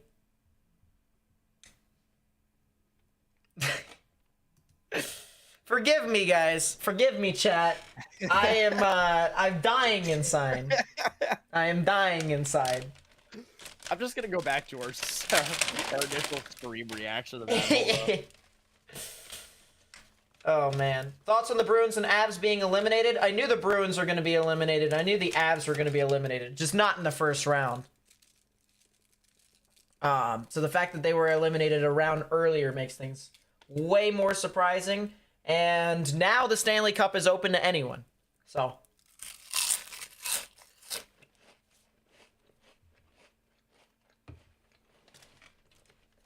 Dustin made up a good point.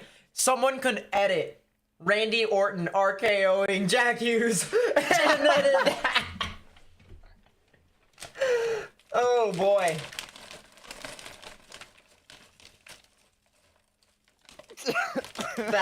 That's we both just started spontaneously dying with no context. Oh man. Meanwhile, Philly is up 83-81.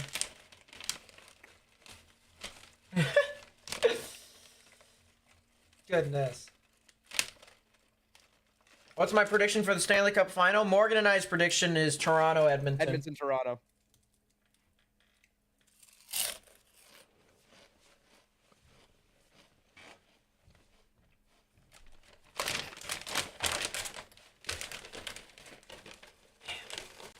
Oh gosh.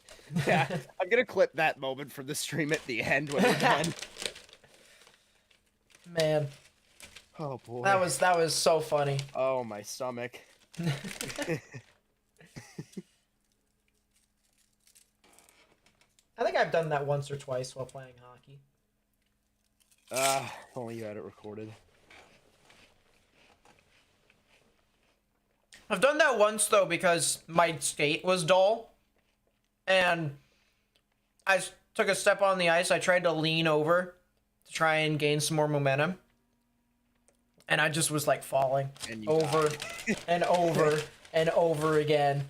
And I literally was cursing at myself like, dude, what the fuck is happening? Why can't I skate? And eventually I fixed it during that game. I just had to sharpen my blades afterwards. But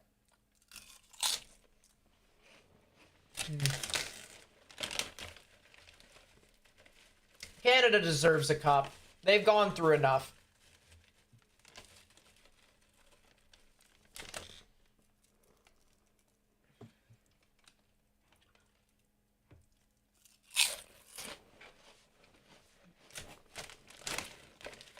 And no offense, but I don't think Montreal counted. And I'm pretty sure all of Canada was not cheering for Montreal to win. Because no one wants to hear those arrogant people talk about them winning another cup again. Or at least some of the people who are arrogant. 7 rings looking ass. I hate that argument so much. It's terrible. Like, congratulations. Were you alive for any of them? What was their last one? God. Way ago. The other thing I also want to say is, I didn't realize this, but the Canadians were actually extremely spoiled back in like the 70s.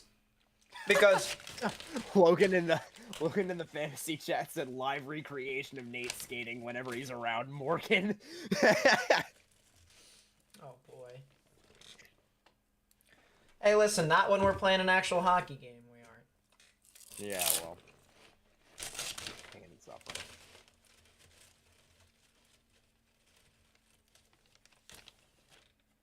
Man, I'll tell you what. Chips and French onion dip from Hell of a Good, nothing beats it. It's really good.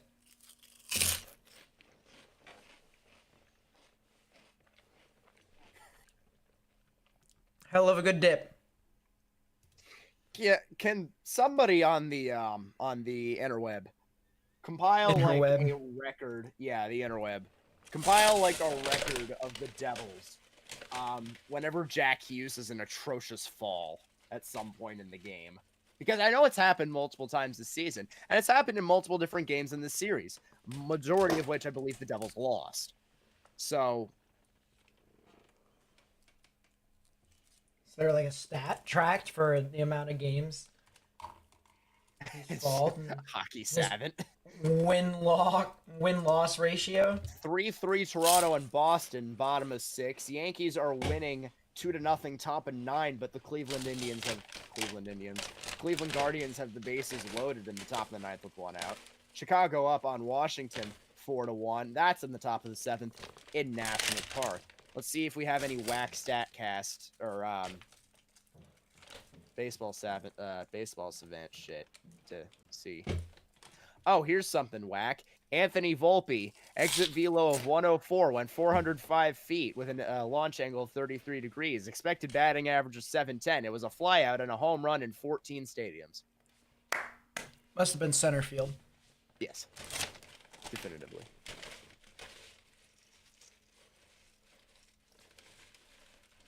Camden Yards does not accept his poverty fly ball. In center? That's surprising. So I wonder if it was actually in left. But that wouldn't make sense because a 33-degree launch angle will get you a home run at Fenway. Left center? Like, not bullpen?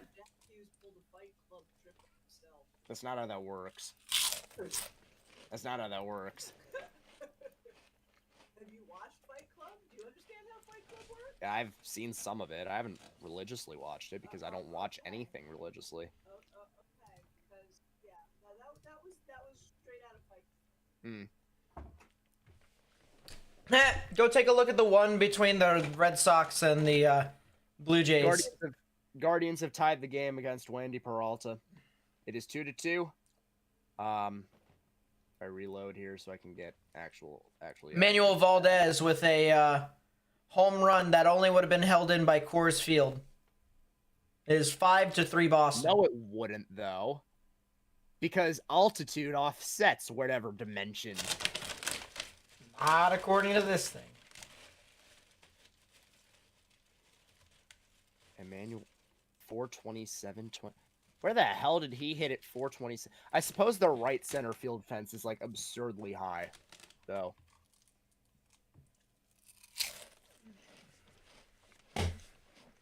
Wow. Jaron Duran had a no-doubter. Like a no-doubter. Expected batting average of 1,000. And a home run in all 30. Yeah, folks, I am enjoying my time. I just discovered the wonderful, wonderful world of baseball sapent today. Move on. I am getting lost in statistics. Cleveland has the bases loaded again, top 9, 2 out.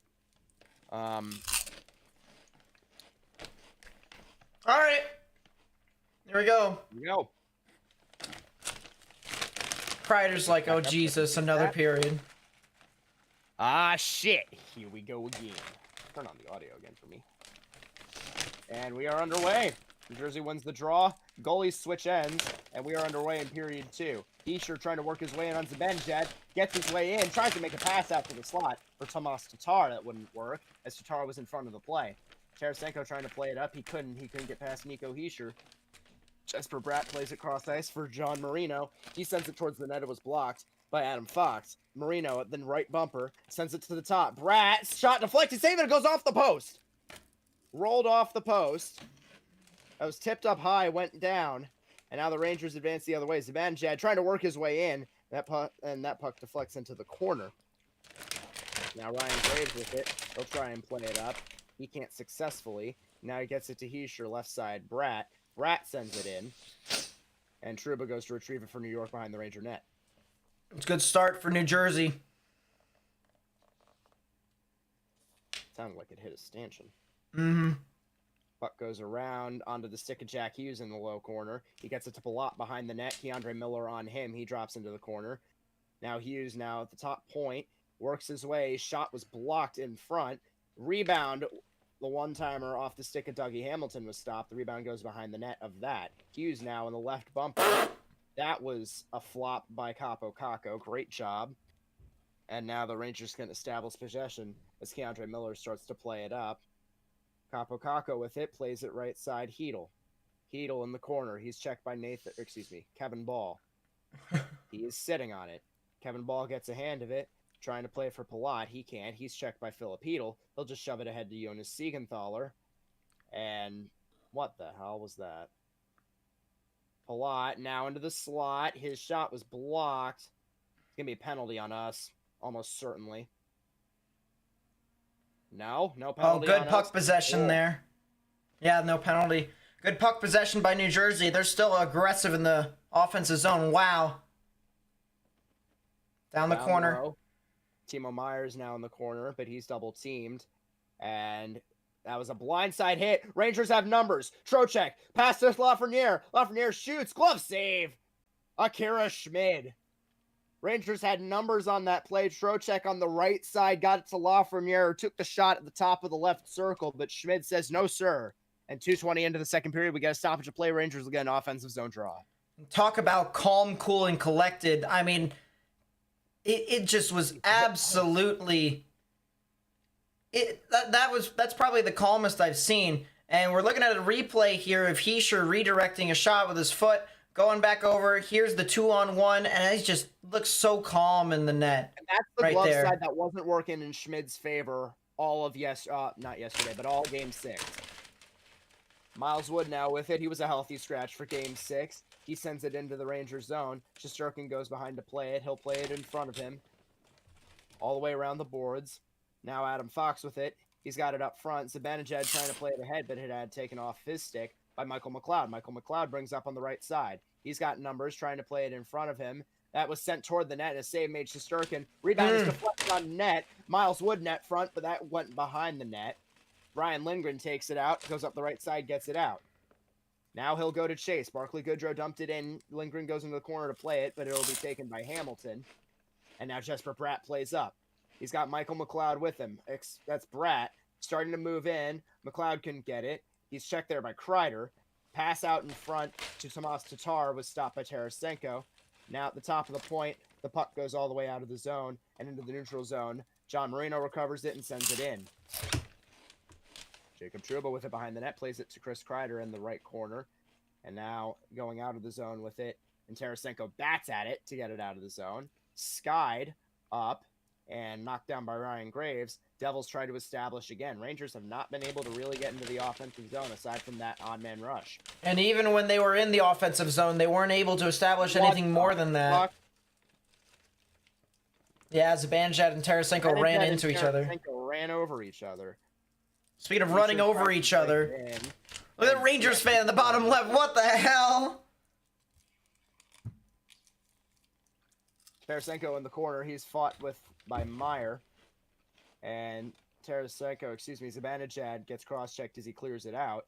Ryan Graves now with it on the left side. Lindgren has been on the ice for 2 minutes. Oh. Shot was deflected, slowly moved to the left side of the net. Zibanejad with it now. Zibanejad is in pain. That's offsides. Zibanejad is hurting. Devils are offsides. Zibanejad is hurt. He's limping his way to the bench. Ryan Lindgren can finally get a line change as well. I'm pretty sure he got hit in the leg. I believe. I'm pretty sure he got hit in the leg. I mean, it's just they were trying to clear it out of the neutral zone and dump it in. The Devils were, and it just wouldn't happen. Speaking of another shot block there. Oh, it was incidental contact, and he got twisted up weirdly. Yeah. So that went into the Devils bench. I'm pretty sure it wasn't that play, though. After we got a stoppage of play. I'm pretty sure it wasn't that play, though. Maybe that They've been beaten. Oh. Maybe that contact, yeah. Maybe. The play between Zibanejad and Tarasenko running into each other. Zibanejad just looks gassed, frankly. Equal hits. Play it up.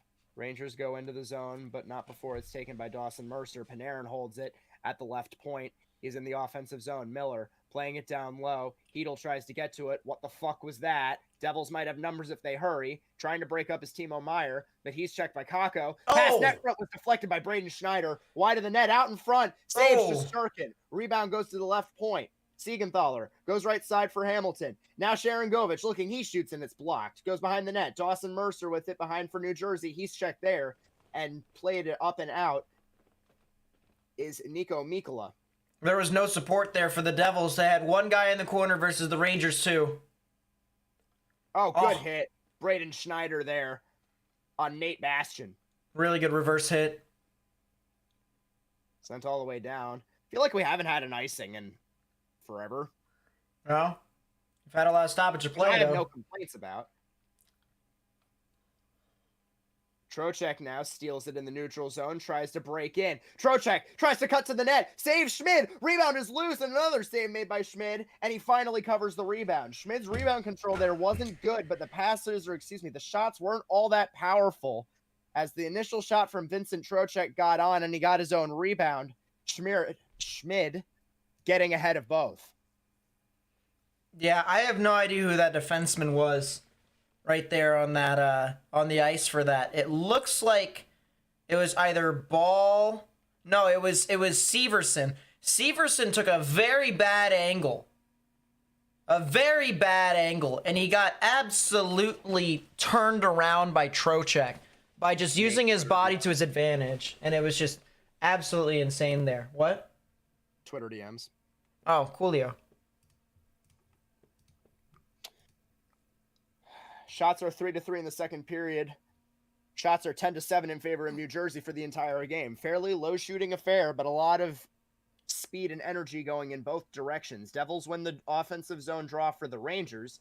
Severson holds it in their own zone, and they play it out. Devils have numbers. Paula trying to leave it for Palat, but Palat will have to resort to the bumper. It's taken away by Lafreniere, who moves up the middle of the ice. He cuts into the offensive zone, trying to play for Trocheck. Lafreniere sends it around the boards, going all the way in too hard for Adam Fox to handle at the point, and he'll hold it.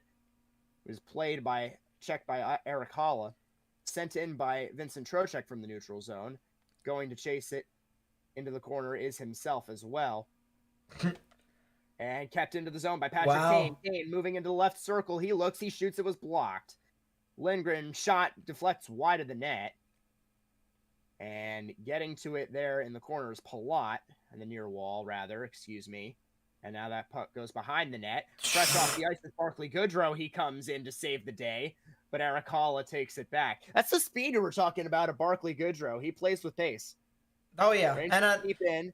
They've got a couple dead skaters on the ice, but Goodrow sends it around. Shot toward the net goes wide.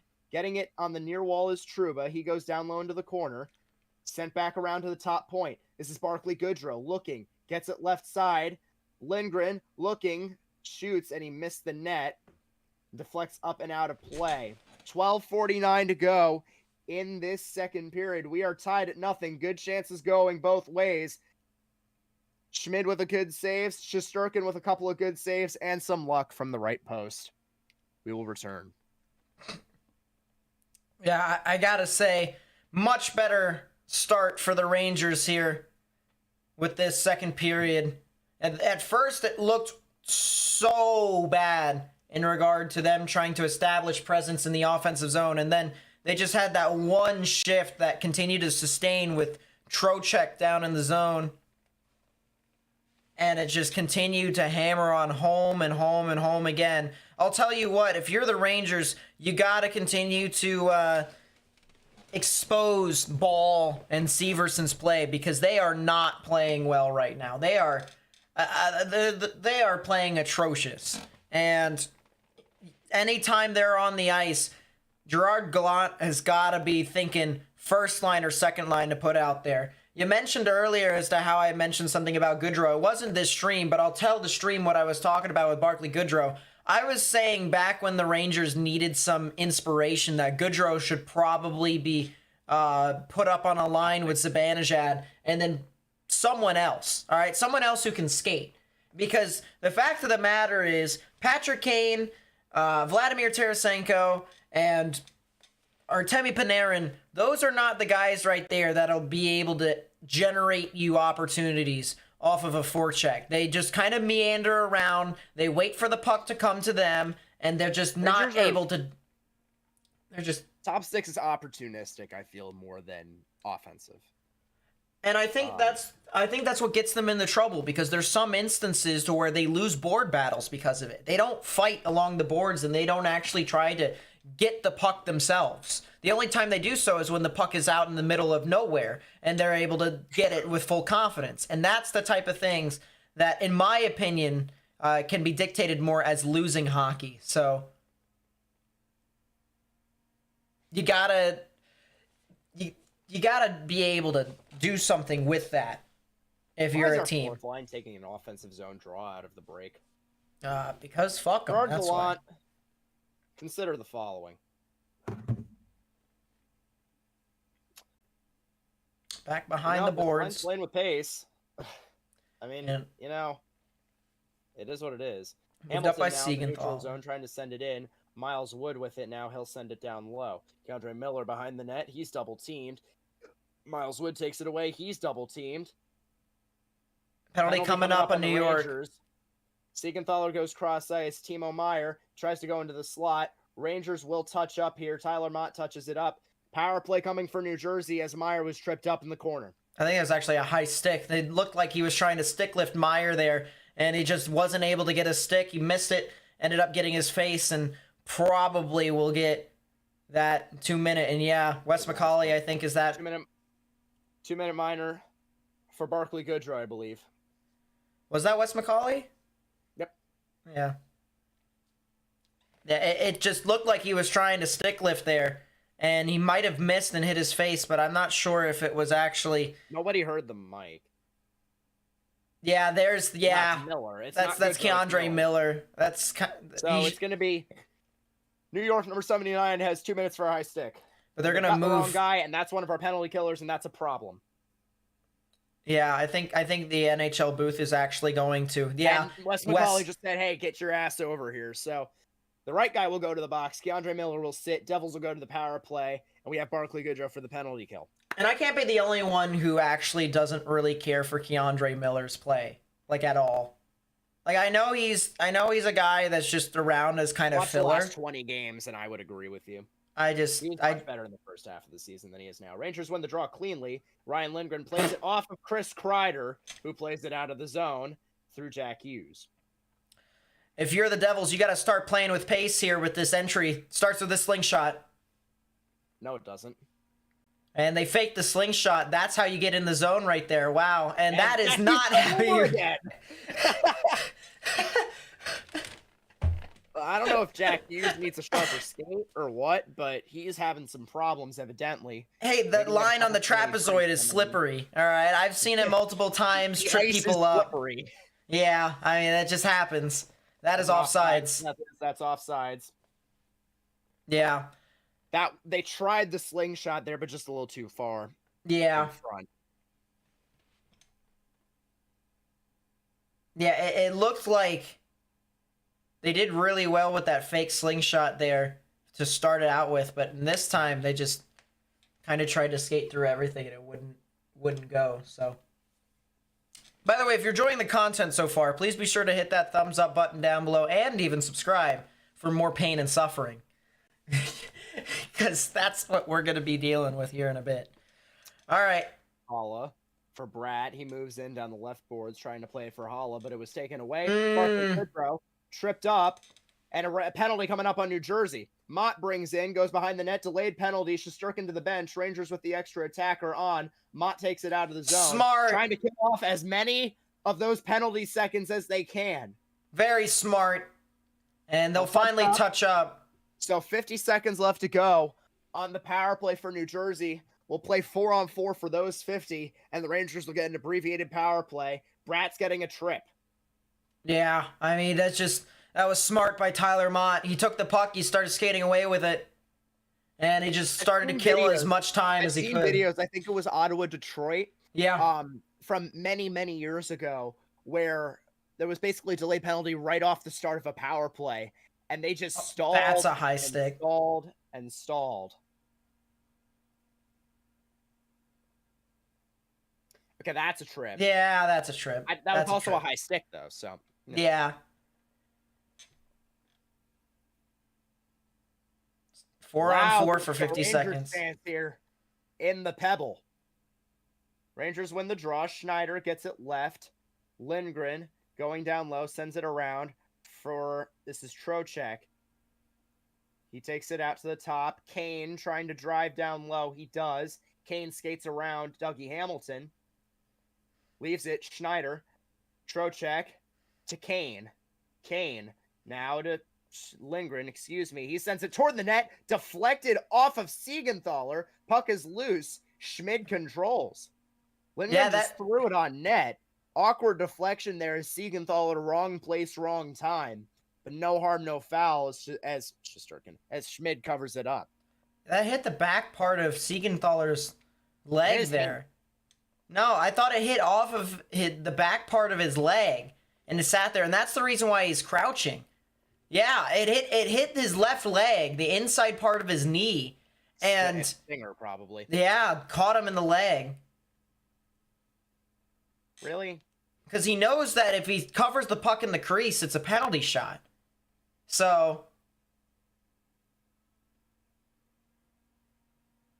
crazy to see. We'll get a power play in 20 seconds. Lindgren with it back in the Rangers zone.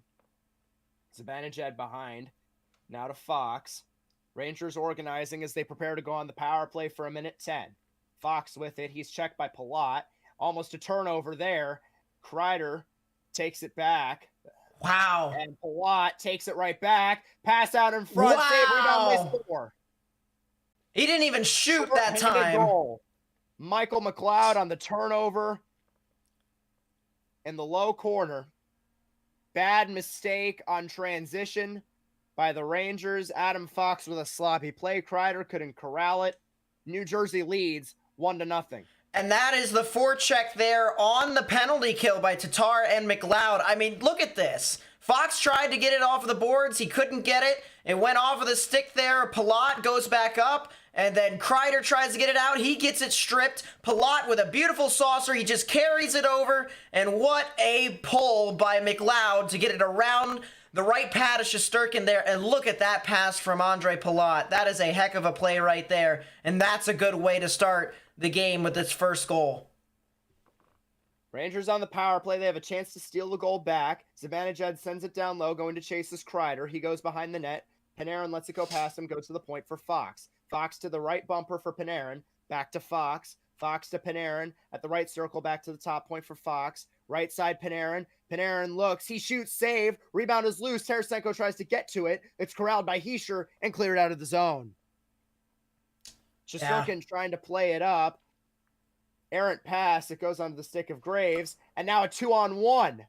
Mercer moving in. Had Hischier. That was deflected wide off the pad of Shesterkin. Rangers are not working well on this power play, abbreviated, but still not getting the chances that they need to be getting. 10 seconds left to go on the power play. Rangers have a chance to start up, and that's about it. Panarin starting it in, sends it down low. Kane goes to retrieve. That ends the power play for New York. Panarin tried to think about going net front. Trouba had it taken off of his stick. Good play by Jacob Trouba to lead for Keandre Miller that stopped any chance at Jack Hughes for getting a breakaway or possibly an odd man rush. Patrick Kane now with it. He goes to Trocheck. Trocheck tries to send it on net. Was blocked by Kane. And now played up beyond Jack Hughes. And Shesterkin will play it up into the neutral zone. Played it to Dougie Hamilton. What the fuck is going on? Cross ice. Eunice Siegenthaler will send it down low. Kevin Ball plays it right under the stick of Jacob Trouba and Keandre Miller. Rangers will try and start up. Lafreniere plays it for Kane. Kane working his way in. Dropping back. Patrick Kane spins, shoots. It was deflected into the corner. That puck is not kept into the zone. Timo Meier with it now one-on-one with Braden Schneider. Good check by Schneider to hold him. Hamilton, shot, saved. Shesterkin, the rebound was loose in the crease. And fortunately, Devils fans are calling, screaming for a penalty. Devils fans need to consider. The puck's taken up. High stick. Touched by the Rangers. Over this side, it'll be sent up the boards and into the neutral zone, and Schneider will play it out over. That'll be sent up and dumped in, and it'll be taken there by Graves, and he'll pass it over. Hamilton will try to chip it in, and they will. They'll force it around the side, and it'll be pushed back up by the Rangers, but not as far as the neutral zone. They'll push it back in. And that'll be offsides. Consider the following if you're the Devils. But the Devils are not considering the following in the grand scheme of things. It's 1-0 heading into commercial break. And one thing I gotta say, grand scheme of things, Rangers got to start figuring out how to hit passes. You know, it is... Goal wasn't 4-on-4, Dustin. It was right after the Devils player came out of the box. Excuse me. Yes. It was 5-on-4. The Rangers player came out of the box. 5-on-4 in favor of New York. It was all set up in the Rangers defensive zone while that was happening. So SHG is shorthanded goal.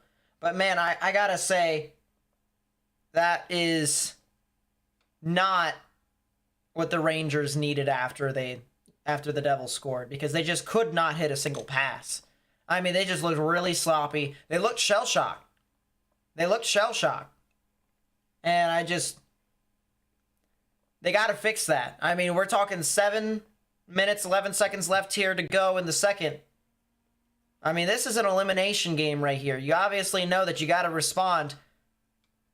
But to respond the way they did by just looking sloppy with their passing. I mean, Kane was the only guy that really controlled the puck all the way throughout. Otherwise, anytime they got rid of the puck or the puck was not on Kane's stick, it just looked really sloppy across the board. So the Rangers got to start establishing something.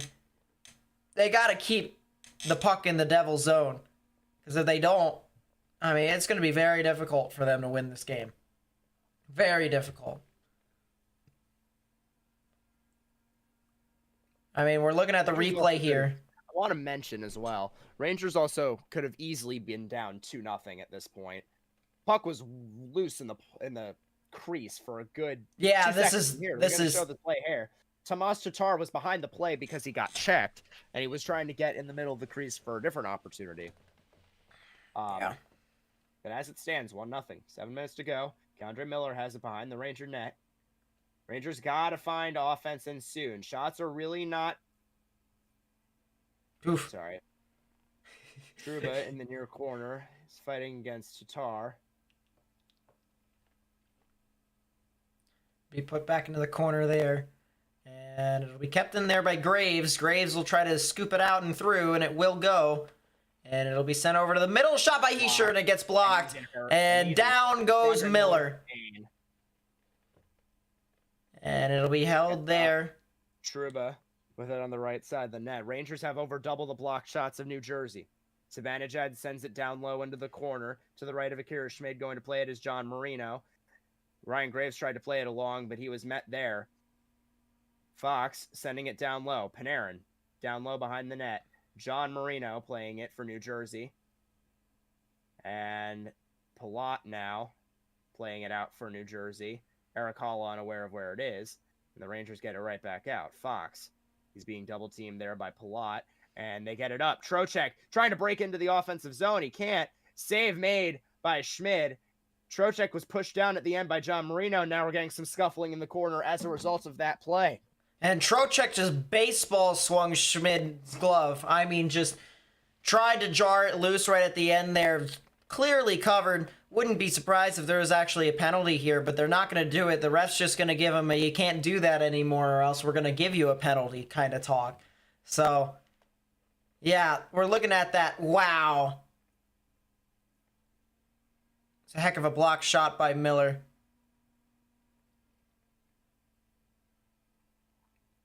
So another commercial break here with 5:52 left. So barely over a minute has gone by, and we have to talk about money again because, you know, that's what commercial break is all about. Programming. If you're enjoying the stream, by the way, please be sure to hit that thumbs up button down below and subscribe if you are new. We have to say this because it is commercial break, so we might as well. Oh, boy. By the way, we are approaching 100 subscribers. We're at 93 right now. So we're 7 away. Can we get there? That's the real question. Can we get there?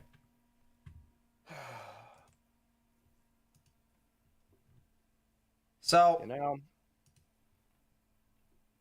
you know, I would say I'm not worried, but it's game 7, my friend. It's starting to set in that, you know.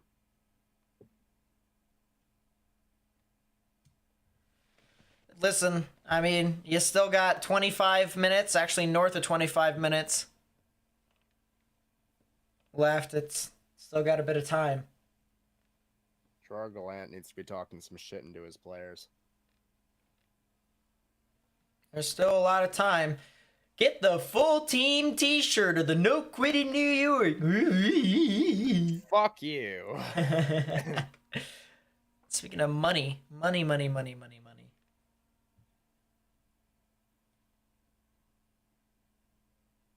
Face-offs won by New Jersey. It'll be put on through. But tries to send it out. He played it right onto the stick of Dawson Mercer. And getting some stick fighting. Trocheck takes it in the neutral zone. Trocheck tries to bring in. He can't. And now turnover. And the Devils have numbers. Sharon Govich looking in. Shoots. Save. Rebound. Save. Shesterkin. He holds. That's what you needed right there. Huge 2 stops by Igor Shesterkin on the 2 shots by Yegor Sharon Govich. Yeah, I mean, there's just had numbers the other way. Couldn't pass the puck to the opposite side because of how well positioned the defenseman was on that odd man break.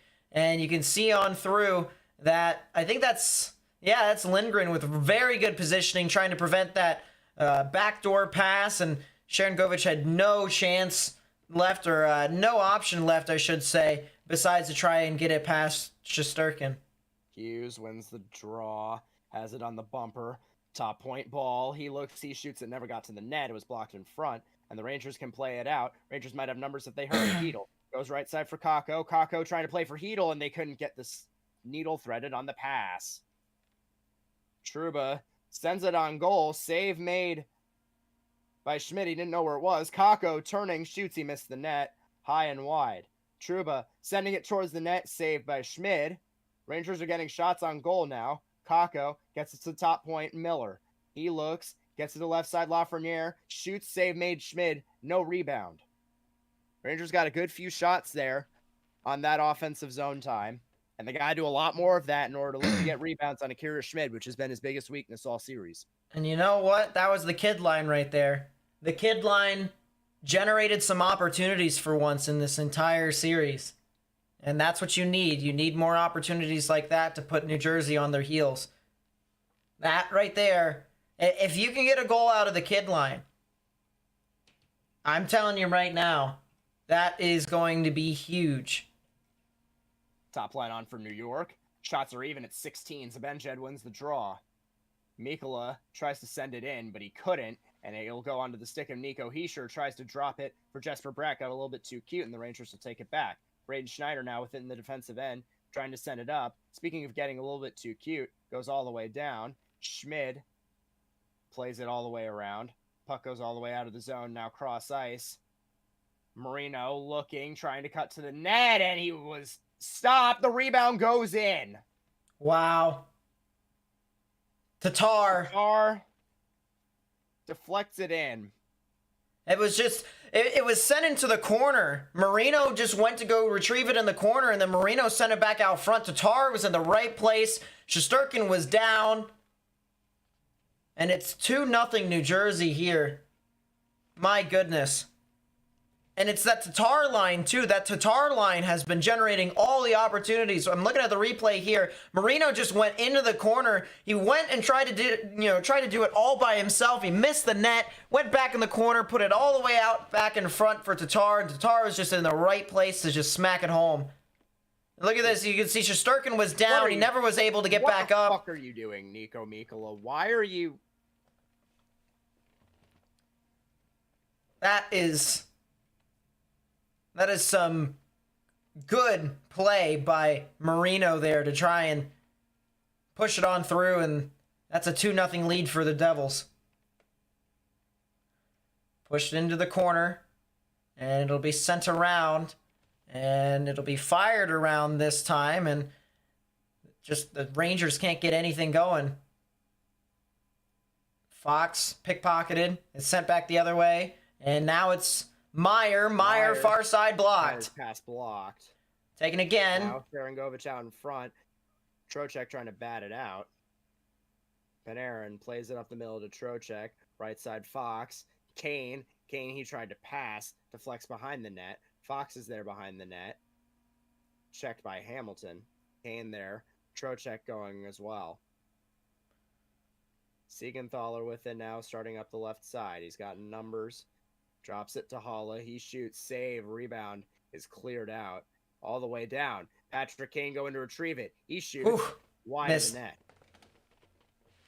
Looked like he didn't even get a whole lot on it. It just went wide right. He's on the left side of the ice, and he just couldn't get all of it. Miller gets the puck. Pushes it on through. Too hot to handle. What the fuck? And it's taken the other way. It'll be dumped into the zone. Devils will get a change.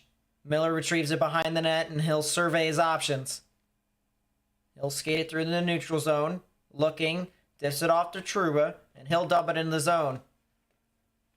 Graves will take it behind the net. Goudreau pressured him there, and it's kept in the trapezoid as it'll continue to be fought, and it looks like it'll be played out.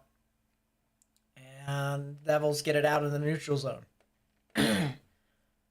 Pushed on through. Looks like Mikkola gets that out. Mikkola is 77, right? Mm-hmm. That's what I thought. Graves dumps it in. Hard around the boards. Fought there. And it'll be McLeod who will push it on through. Shot goes wide. And it'll be retrieved by Siegenthaler all the way. And both teams will make a change. Siegenthaler stretch pass. And that'll be dumped in there as McLeod dumps it in. And it's fought there, and it's cut off, but not completely. And Siegenthaler will take it there, and it's taken the other way. That's Hedl. Into the left circle, and he had his stick check by Tatar. Good play by Tatar. Fuck. Hischier. Siegenthaler. Back around. Hischier. At the half wall. He'll pass it up, and it's Haula. He'll move it up. Tatar tries to skate through. And he doesn't take a shot. He just turns around towards the boards and tries to create time and space. Cycles it down in the corner. Haula in front. That goes too far out to the side. Tatar dumps it in. And it'll be hauled out in front, and it's blocked there by Adam Fox. It'll be sent back out, and it'll be put back into the neutral zone. That'll go all the way for Fox to retrieve, and he'll sit behind the net. Stretch pass there. Kreider tries to put it up. It's blocked there. 1 minute remaining. Kreider gets it again. He'll go to the left side. He'll take a shot, and that'll be deflected by Schmidt up and out of play with 52 seconds left.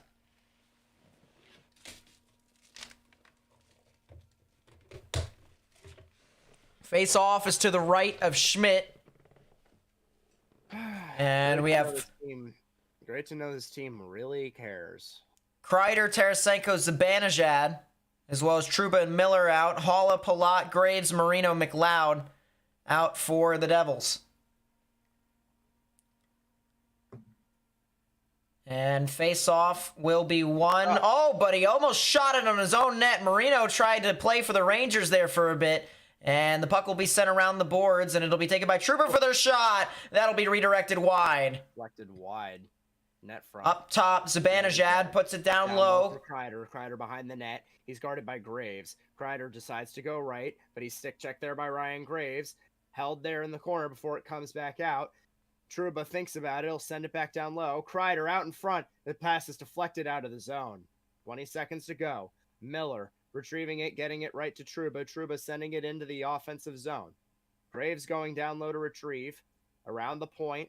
Shot toward the net by Keandre. Miller went wide. 7 and counting. Trouba save. And that one goes wide of the net. Good deflection by Kreider. Lead for Haula, but no time left. And the second period will come to a close. Season's over.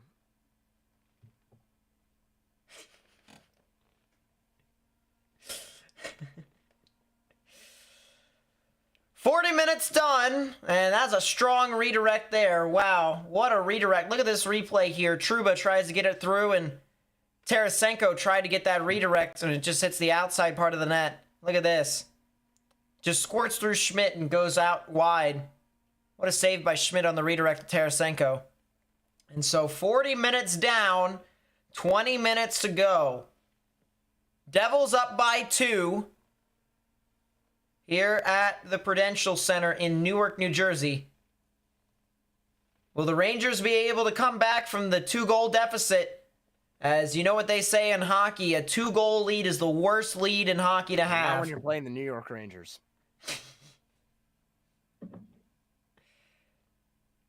Or will the Devils be able to close it off here and advance to the second round?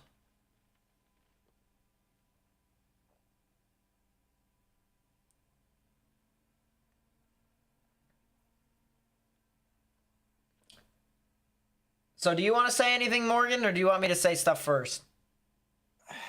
You start. I thought the Rangers had a better period than the first period, but I also thought that Tatar line for the Devils was the huge difference maker. The lackadaisicalness of that Kreider, Tarasenko, and Zibanejad line, specifically from Kreider and Fox. All right, because we've known that. Oh, my ears. Stop, stop, stop. I did not want that. Go away. ESPN's being stupid. Anyways, we'll fix that again. All right, that's better. Back to what I was saying. We knew that Kreider was terrible on 5-on-5. We knew this. I knew this at least. All right? But having Tatar and McLeod there generate that opportunity on that penalty kill right after the 4-on-4 and just continuously pickpocket every single player that was there. There was no skate whatsoever. They played like they had all the time in the world on the power play when realistically they didn't. And that's something right there that I absolutely hate with some hockey players. Whether it's youth hockey, whether it's college hockey, whether it's pro hockey. If you are being pressured in the defensive zone, it doesn't matter if you are, if you're on the odd man, whether you have the power play or if you're on the penalty kill, you got to continue to give it your all at that point. All right. Now, of course, Giving it your all does not mean that you have to chase after every little thing and then move yourself out of position. That's not what I'm saying. But I'm saying that you can't try to slow things down when the other team is not, right? And especially since that New Jersey penalty kill right there just absolutely forced the Rangers back in their own zone. Rangers just could not get the puck out under any circumstance. That Tatar line really just threw a monkey wrench right into the engine and just absolutely sent everything into just a kaput mode. So realistically, I thought the period was better for the Rangers. I thought the Rangers had their moments. I don't think the Rangers have gotten enough quality shots, though.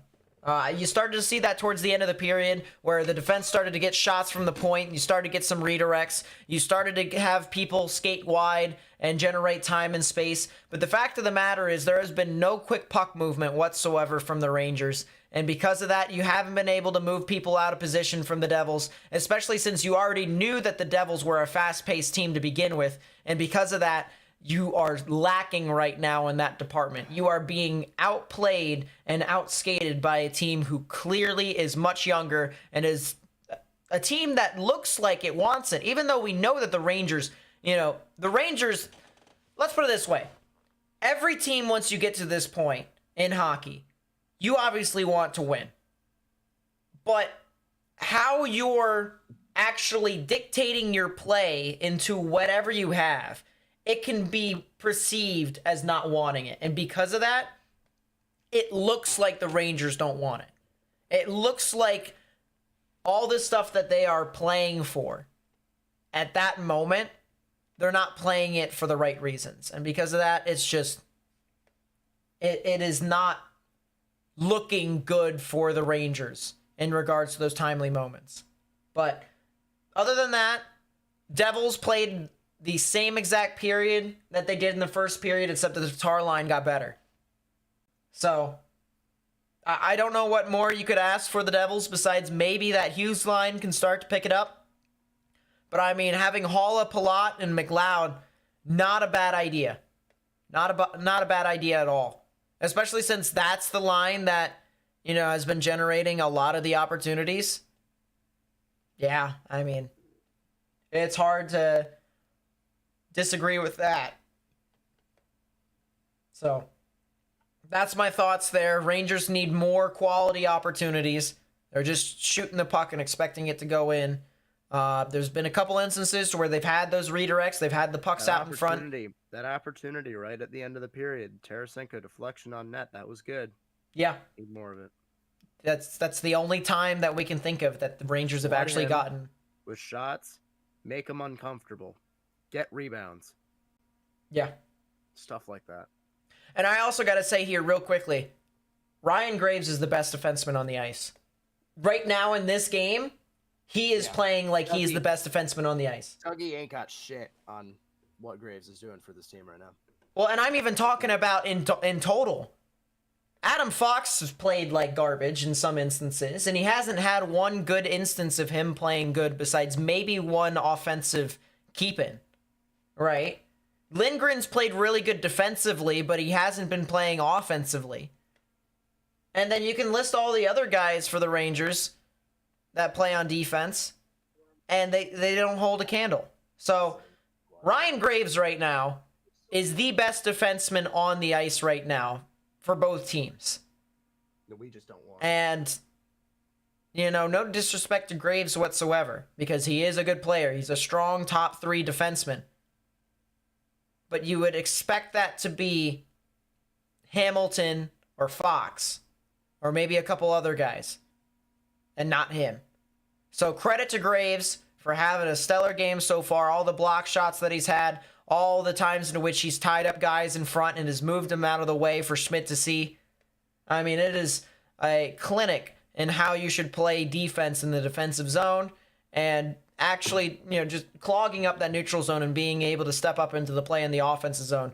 He has been noticeable. He has been very noticeable throughout this entire game. And, just Ryan Graves. Ryan Graves. He's playing. Into existence. He is playing like the best defenseman on the ice right now. All right, what do you guys say, Morgan? What's your thoughts? My thoughts are, 1, I need to go take a piss. Number 2, I think the Go take a Rangers piss then.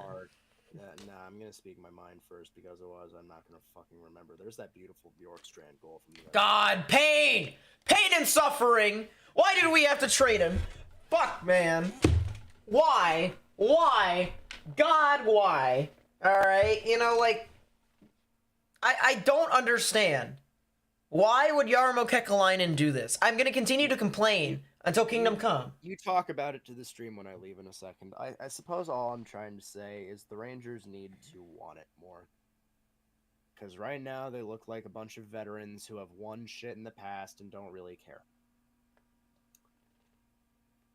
2-0 lead is the most dangerous lead in hockey. Mm-hmm. Rangers need to jump early. They need to work early. Nothing about this series has been has been gifted to them. Work for this shit. You want to win, go win.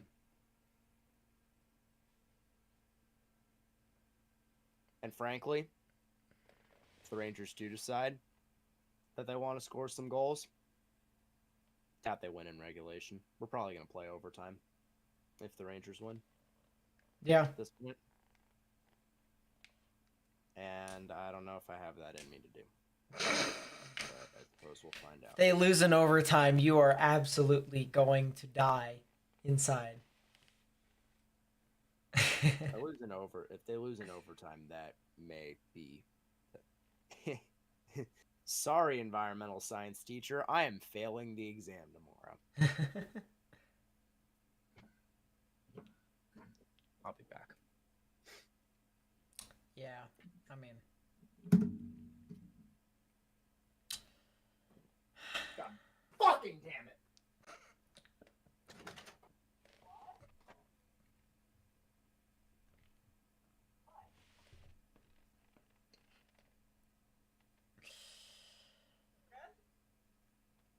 Oh, that's pretty funny.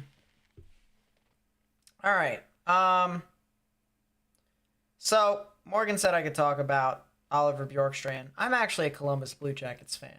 I'm wearing this Rangers jersey because I decided I'd try to help Morgan out a little bit, but it's one of the 4 jerseys that I own. I own a Jackets jersey, I own a Capitals jersey because I used to be a Caps fan. I own a Kraken jersey because I went to Seattle, and I thought the Kraken jerseys with the patch was really nice. And I own a Rangers jersey because why not? I knew I was probably going to be going to more Rangers games and stuff like that, and hell, maybe I could even look like I'm a Rangers fan. No, probably not. But my point being is yeah, I'm a Jackets fan. And last year, the Columbus Blue Jackets were faced with a very interesting situation. We signed Johnny Gaudreau, which honestly I do not regret at all whatsoever. Johnny Gaudreau, he is a spectacular hockey player, and he deserves to be in Columbus. I love Johnny Gaudreau. He may not remember, but he was a part of the Bob Hartley camp one year that he was on the ice for, and he helped me for about a couple days, something like that. It was really cool to see. So I love Johnny Gaudreau. He's an amazing hockey player. He's an amazing skater as well. And I would love for him to win a cup in Columbus, which I think he could in a couple of years, but that's besides the point. We just signed Johnny Gaudreau, and we hadn't re-signed Patrick Laine yet. And we were faced with an issue. We didn't have enough money to re-sign him. So we had to trade someone. It was in between 2 players, Jake Voracek and Gustav Nyquist, both of which were in their mid-30s, both of which were enough money for us to trade away so that we could sign Patrick Laine. And they probably wouldn't have been able to be with the team whenever we did finish our rebuild, which is in a year or 2. It's not going to be this season, unless if we get Bedard, then maybe. Who knows? But it will not be this season. It'll be next season when the Jackets will be relevant. All right? And for the people who may think that that's incorrect, We have been injured the shit. We have been absolutely injured the shit. And we had an AHL team because of it. So we definitely could be a better team. We fired our head coach. If we can get a better head coach, because there was no reason why. Oh my God. There is dead ass no reason why we should have hired what's his face. Because I'm not feeling to mention his name at the moment. I just did not believe he was the answer. He was one of John Tortorella's proteges, or people that, stuff like that. And I just did not care. Did not care for him at all. So that's the thing about that. And so Jarmo Kekalainen, our general manager, was faced with a decision. Who does he trade? Well, both the players said that they liked being in Columbus. And, of course, the narrative was people didn't like being in Columbus. So, guess who he traded? Oliver Bjorkstrand. Oliver Bjorkstrand has also had a history of saying that he's liked it in Columbus as well. He was also on an affordable deal for 4 or 5 years. And the deserve to win-o-meter is 92% New Jersey. You know what? Frankly, if this team doesn't give a shit, why do I? Why do I? What is... I'm not going to mention his name, Joe. I'm not going to mention his name. Because there's realistically speaking, he's just not... He's not having a funny time. Fucking statistics. Which is not the exam I'm taking tomorrow, but... So, yeah. We traded away Oliver Bjorkstrand. He's having an amazing season. Like, not, amazing by, top 3 forward standards. But he's having an amazing season for him. He scored the 2 goals last night, one of which was a game winner against the defending Stanley Cup champion, Colorado Avalanche. I mean, the fact of the matter is he's a young guy. I think he was like 26, and we traded him away. And the worst part about it is we traded away Voracek and Nyquist in the middle of the season. Like, why? What's the point of doing that? If you were going to trade them away anyways, why didn't you trade them away in the beginning of the season so that we could re-sign Patrick Laine and have a younger team? Maybe have a younger team so that, that way, when the new core comes in and develops, all of our prospects develop, and we're done with our rebuild, why couldn't we just, have him on our team then? Because we know Oliver Bjorkstrand is clutch in crunch time. I mean, you can ask Morgan about how many times Oliver Bjorkstrand has been a thorn in the Rangers' side when Columbus played him. That is how it is. And it pissed me off so much. Because there is legit no reason why we should have traded him. But you know what? We did. And, I can be salty all about it. But the fact of the matter is, that's not going to change anything. So.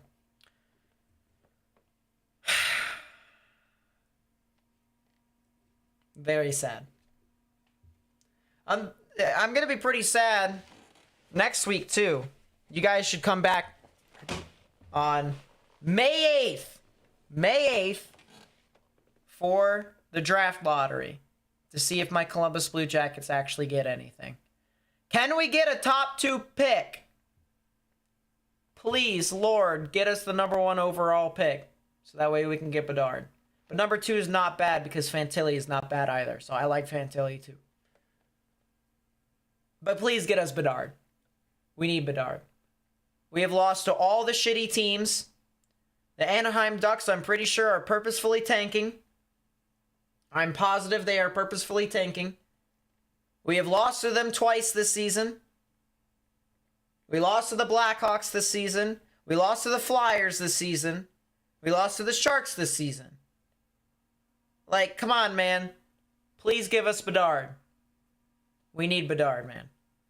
Especially since this... Columbus has been selling out in some instances. Contrast to some of the other teams. I mean, talk about a devoted fan base. Give the fan base a reward. God fucking damn it. 35 seconds left until the start of the third period. Morgan, any final thoughts before we get started? Father in heaven, Rangers in 7. Father in heaven, Rangers in 7. Father in heaven, Rangers in 7. Amen. Fucking go, do something. Please. Anything. I wonder if we'll see Igor get out of his net and yell at his team again on the bench. Father in heaven, Rangers in 7. That's funny. All right, if you're excited for this second intermission to end and the start of the third period, hit that thumbs up button down below if you haven't already. And subscribe if you are new. Igor should play forward. We have 94 subscribers. We are 6 subscribers away from 100. Help us get up to it. All right, dumped into the zone. Igor gets it. He'll play it out, and it's kept into the zone there. And it's Tatar who'll put it up to the point. Graves with a shot that goes wide. It'll be played to the half wall. Rangers will get it out in the neutral zone, and Graves will be able to get it. He'll pass it to the middle, and back the other way it'll go. Marino, and then Graves will elevate it into the Rangers zone. They'll go for a change immediately. Lindgren won't get it. It'll be laid off there. It'll be Kane. He'll pass it to the middle for Panarin. Kreider. Or that's not Kreider, is Kane, it? No, it's Trocheck. Panarin up top. Miller. Great. And he doesn't get it. And back the other way go the Devils. Shot. Oof. Shot blocked. Hit Trouba in the head. Call of Duty headshot that man all the way back into existence. Hamilton. Play give and go there with whoever his partner is. Icing on New Jersey. They are... That's their first icing that I can remember. God damn. Yeah. By the way, the side thing there is not on purpose. They just haven't given us who's on ice for the Devils at all. Wow. Yeah, Trouba did get smacked in the face. It went off his stick and then just went straight into the face. The puck, at least. Sent in the corner. Siegenthaler fights it down low. And it'll be elevated out by the Devils into the neutral zone. Will that go all the way for an icing? Yes, it will.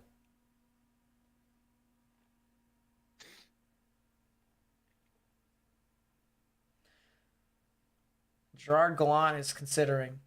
I still think he looks like one of the Goombas or Bowser in the in-person real-life Super Mario movie. I will continue to say that until Kingdom Come. It kind of just does. Nate. Yeah. See what this towel says? No quit in New York? Yeah. What are we seeing right now? It depends. They just We lost quit in New York. They just lost the face-off, so... We Fox quit in New York. retrieves it. And it'll be fought in the corner. Fox could not get it up the boards. Halla harasses him. And it'll be put on to the side. Tatar dump it back into the zone. And Shesterkin will lay it out for Schneider. He'll move up the left side of the boards. Schneider over the red line. Gets it to Tarasenko, who'll give it back to Schneider, who tries to make a pass, but what a play by Ryan Graves. God almighty. And that'll be taken back out into the neutral zone. The Rangers will have to regroup. Kane. I can take it from loops here. around. Kane moving up, goes over the logo, now sends it in. Going to chase his Trocheck. He's got Ryan Graves there, trying to play the puck. Trocheck will get it to the side wall. That deflects all the way out because Jacob Trouba wasn't covering the point because he was in a man battle on the boards. Kane drops it for Trocheck. Rangers trying to organize again. We're 2:20 in. Rangers have dominated control so far. Panarin trying to send the puck in. It'll go to the near wall. Trocheck plays it around for Patrick Kane. Kane gets it to the near wall for Trouba. Kane got checked. Now, continuing to keep it in is Trocheck. And the Devils finally send it out. That's no icing. All the way down. And no icing as Miller goes to retrieve. This is... Miller surveys over to the side. And it'll be taken out there. Dumped into the zone. Schmidt will try and play it. Siegenthaler all the way around. Elevated out into the neutral zone again. And it'll be swatted away there by Mikkola. Back into the neutral zone. Kakko gets it. He'll turn back into his zone. He'll try to reset up everything. Schneider deals it out for Hedel. Back to Schneider. And he'll dump it into the zone. On the far side, heading off to the left. It'll go back D to D, but he loses the puck. It'll be sent back to the point. Schneider, that gets blocked and sent back to the other side. To the right of... High stick. Right of Schmidt, and that is a high stick indeed. Rangers will get an offensive zone face-off because of it. 6:25 left in the third. And just a reminder here that this is Game 7. Win and you are in the second round. Lose, you go home. And the winner will go to Carolina to face the Metropolitan Division winner, Carolina Hurricanes. Face off to the right of Schmid. And it'll be won by New Jersey. They'll elevate it out of the zone. They will, but it will go all the way down for an icing.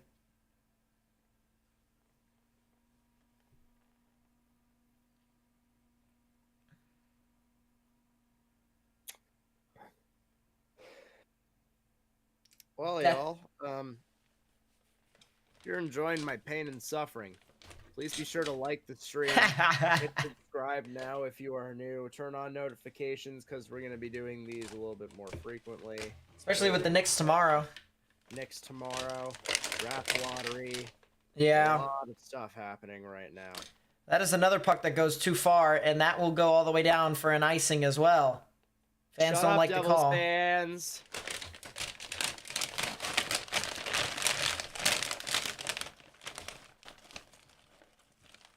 Squidward on a chair. Oh, I want to die. Face off to the left of Schmidt this time. And Zibanejad wins the face-off. Shot by Tarasenko is a save by Schmid. And that'll be sent around the boards. Hughes will fight it. And it'll be put into the corner.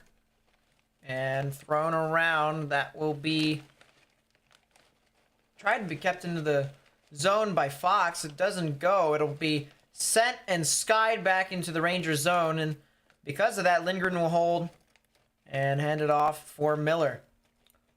Zibanejad puts it on through. Tarasenko, Zibanejad. T-shirt gets it. They just are not taking shots on net.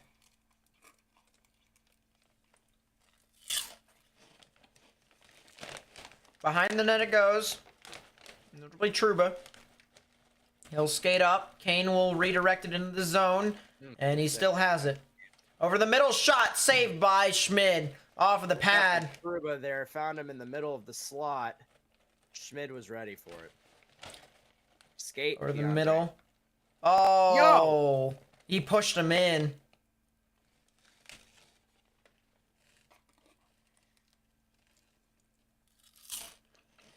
Penalty on New Jersey, I believe. I think it might actually be a penalty on New York. Because Keandre Miller, it looked to me like Keandre Miller actually pushed him into Shesterkin. Because Heischer, I think it was skating up. He was trying to get inside position, but Keandre Miller just was not fast enough. And because of that, he actually kind of just skated him right into it. Yeah, there was not really much Heischer could do. Because he was trying to get inside position, and Shesterkin was just out in front. Man, what a collision that was. And then Keandre Miller just to the defense of his goaltender.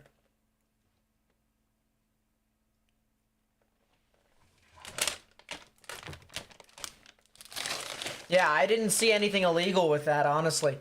I really did not. I'm really gonna rip this thing. What are you doing? Taking a penalty when you're down 2-0 in Game 7.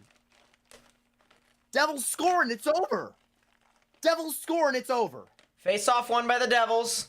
Up top. Severson. Now Tatar looking, shoots, he missed the net. Out in front, tried to get it to Hala, he couldn't. And now Zibanejad will start up and send in. Kreider going to find it. He tries to get a shot, but that was deflected high and wide behind the net.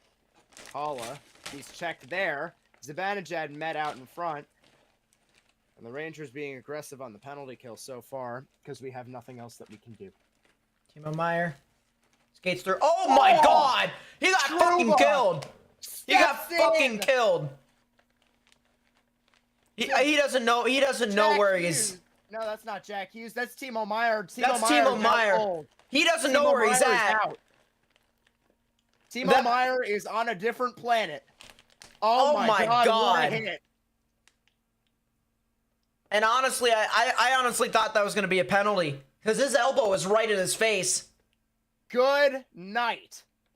And if that does not wake up the Ranger bench, we don't deserve to go anywhere at all. He just got fucking killed. Up right now. He just got obliterated. I mean, clean hit. I thought it was. His head down. We're gonna see because I don't think he had his head down. Look at that. His head is up. Shoulder right into the head. That's the center point of contact. That is a penalty. That is a penalty. Are they going to call it, though, is the thing. No, they are not going to call it. But, Timo Meier doesn't know where he's at right now. And that's the thing about it is for any hockey, players out there, right? I'm surprised Trouba didn't get confronted with a fight right there.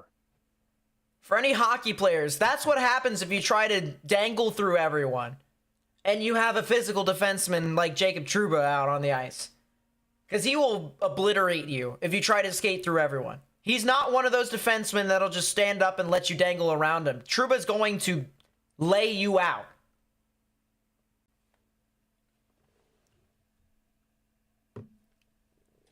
Fuck off, Devil. Get out of my way. Your big head is in the way.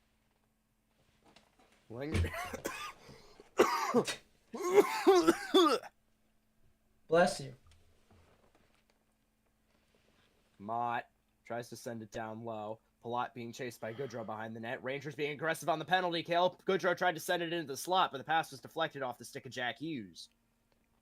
Rat starts up over the middle, goes left side to Heischer. Heischer trying to pass out in front, and a deflected pass there.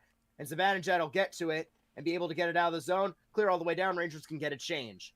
Rangers playing with a little bit more pace, and I'm not going to get excited at all because this game is still over. But at the same time, maybe the team has woken up just a little bit more. They got to hold off on this penalty. 30 seconds left to go on the power play for New Jersey. Tatar bringing in, goes up the bumper, now goes down low for Hughes. Hughes trying to fight it out in the corner. He gets it to the point for Hamilton. Hamilton, he shoots save with the glove. Shesterkin, and it went wide of the net on the rebound. Fox plays it out of the zone with the help of Chris Kreider. Rangers will get a change. The power play is going to be over. Deflected into the zone. Rangers will go to chase. And that will end the penalty to whoever it was that took the penalty. It was Miller that took the penalty. The Rangers start up. Trocheck sent in. Marino goes to play it. In the corner, it's Panarin. Trocheck goes around. Kane trying to go play for it, but he's checked by Sharon Govich. Behind the net, Trocheck, that wasn't a penalty. He fell over. Marino behind the net. Out in front, Trocheck couldn't get the shot away, and now the puck goes out of the zone, and that's just kind of the puck luck that has been bouncing around for the Rangers at the moment. So therefore, the season is over, and everything is done. Schmidt got that. The pass got through on net. Panarin, Kane tried to hit it in front. 12:23 to go, third period. The season's still fucking over. Oh, God. I can't believe that hit. I can't believe that hit. Absolutely fucking destroyed him.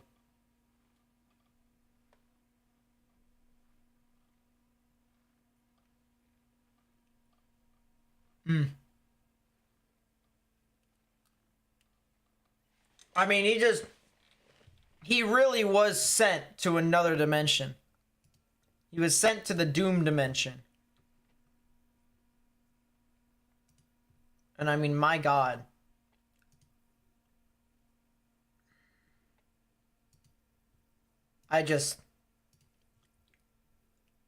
Wow. I mean, that's playoff hockey. That is playoff hockey. That is playoff hockey. But holy Jesus.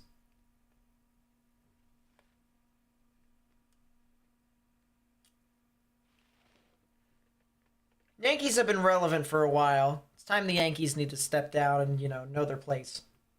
True facts. But, man.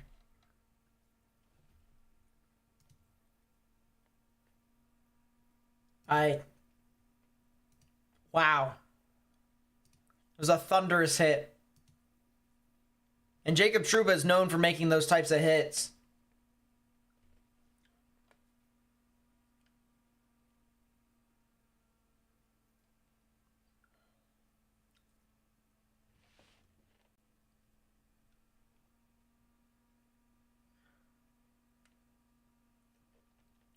Great job, Miller.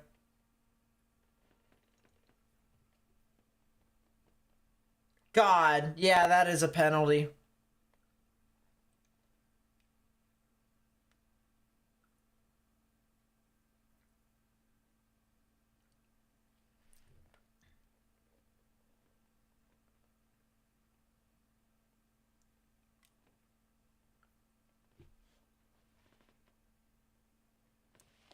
Wow.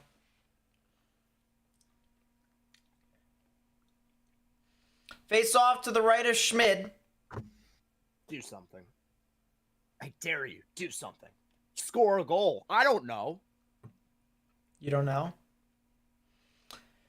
12:20 left in the third. Too bold of an ask. Puck gets out into the neutral zone. Fox. It'll get to Panarin. He'll elevate it into the far corner. And it'll be Hamilton to get the puck. He'll put it up, and that's another hit there. No icing here, though. Shesterkin will play it out. And it'll be taken and elevated out into the Devil's zone. Hamilton will get it. And they're just kind of playing ping pong with it. There's just the puck's going through, and no one really wants it right now. And so Kane will kind of just hold on. And Rangers will kind of wait for things to develop. Zibanejad takes it, dumps it into the zone. Schmidt tries to get it over. Big hit there. That was Kreider on... I don't know who that was, but I mean, that was a heck of a hit. I think it was Jonas Siegenthaler. Devils aren't even really trying to score. I think they're just trying to play keep away. Rangers take it out of their own zone. Trouba, he'll dump it in. And it'll be sent for Moreno to get and try to elevate it out. He wouldn't. And it'll be sent the other way for Graves to try it on the other side. And that puck does not get out completely, but finally it does get out to the neutral zone, and Tatar will play it back for Graves to hold. It'll be taken back by Marino, and Marino will try to get it through. They'll dump it in. Schneider will pick it up. He'll try to send it out for Mikkola. Mikkola tries to put it up the boards. He does, but it doesn't get to any Ranger, and so it'll be taken by the Devils. They'll try to elevate it in, and that doesn't work. Rangers are able to try and establish a presence and move through the neutral zone. Dumps in there by Mikkola. Far side, and ran over there, and that'll be kept in the corner. Barclay Goodrow. Goodrow up top. Schneider. He looks, shoots, it deflects wide. Mott goes to retrieve it, sends it towards the net. That was blocked in front. Me too, Alva. Mercer. Bastion hit on the near wall by Braden Schneider in a 2-on-1. Mercer, as Siegenthaler is right, shot save, rebound is loose, it goes wide in the net. Sharon Govich, not Siegenthaler, excuse me, was the receiving man of that shot and the rebound. Hughes. Back in they go. Steps in.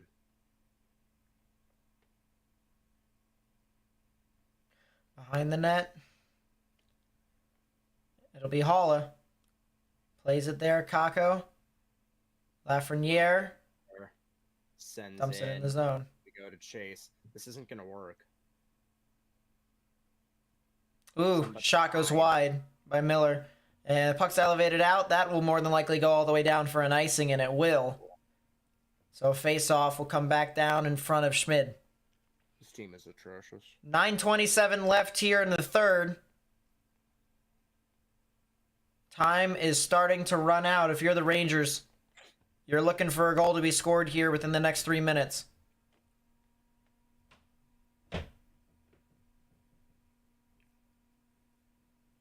Face off to the left of Schmid. And Haula wins the face off against Trocheck. Puck is attempted to be elevated out, and it will get out into the neutral zone. Miller, he'll dump it in on the far side. It'll be sent back in. Siegenthaler gets it into the quarters, fought with Trocheck. And it'll be sent out top. Panarin. Fox down to Panarin. Goes down low. Kane was there, but he was double teamed. And so Hughes will get it up and out. Up goes Wood. Looks for the man that was in front of Michael McLeod. He couldn't get to it. Panarin starts up. Rangers with speed. They move in. Panarin tries to go cross ice. Trocheck shoots. Save made. Glove by Akira Schmid. You sound very upset there, Morgan. You sound very depressed. Not saved by Akira Schmid. I don't know.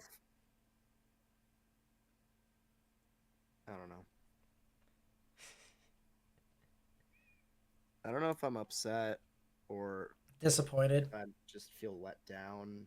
Disappointed. I don't know how I feel.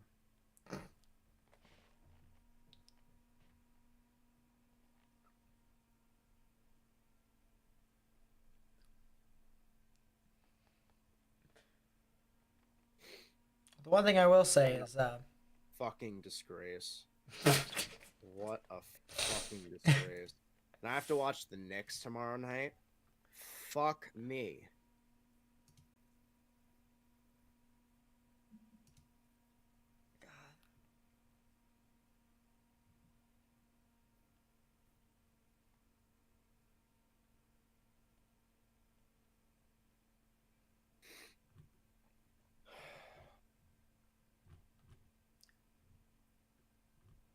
Yeah, that doesn't make any sense, but okay.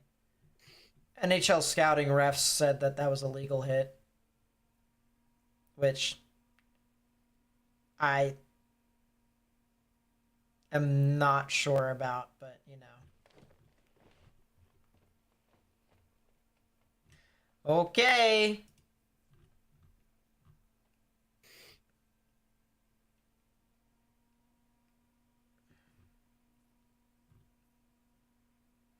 Fuck off with your save of the game brought to you by Volvo. Just say we can't score. You're save my time and just leave early of the game.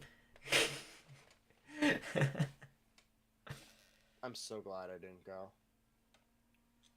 Tickets were like $300. I was contemplating throwing it and going. Oh well, it is what it is.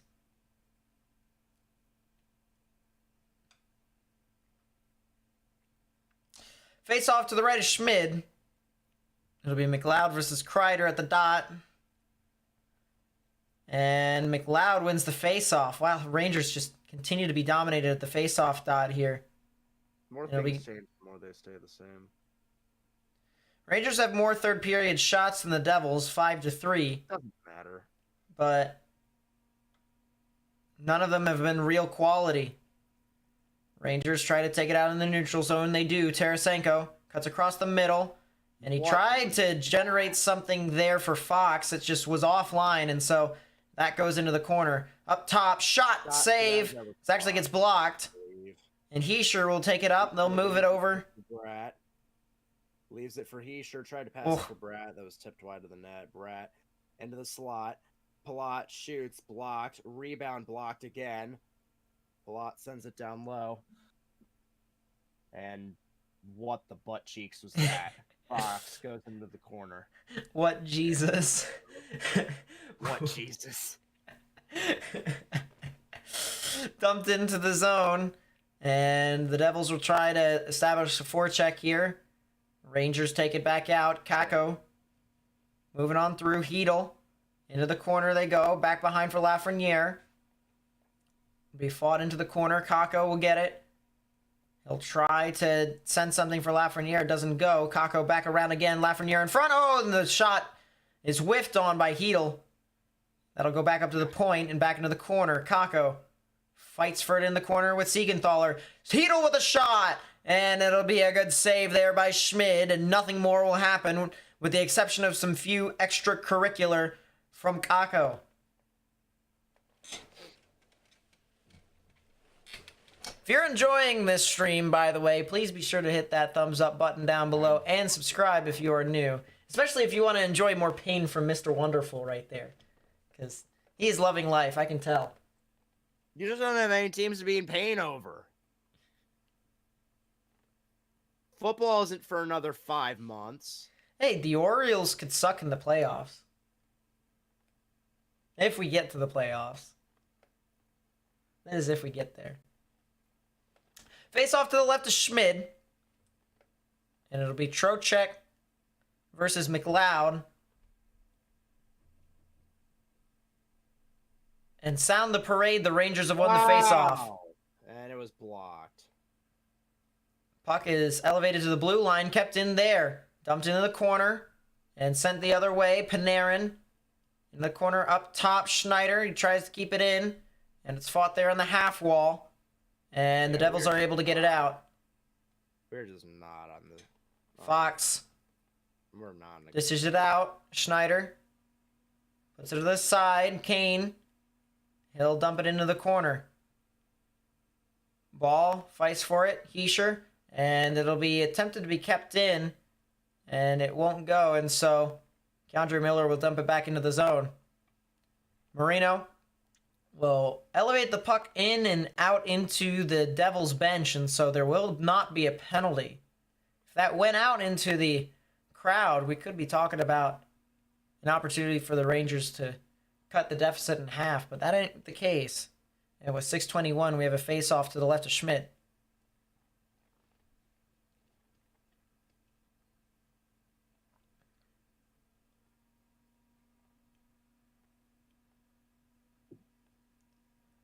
Trouba leading the entire team in time on ice, I believe. Face-off is won by Devils.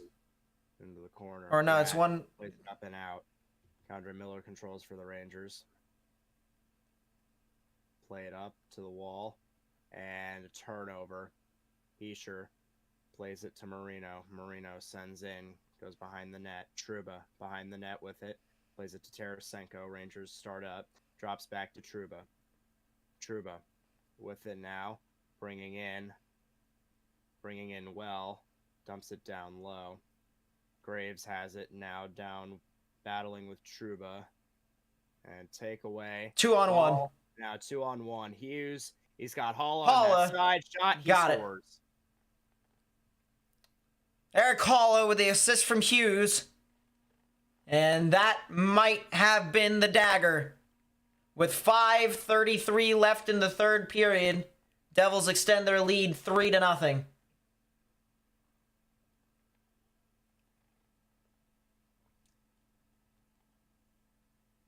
It's just the transition game right there. Once again, you had four Rangers below the top of the circle.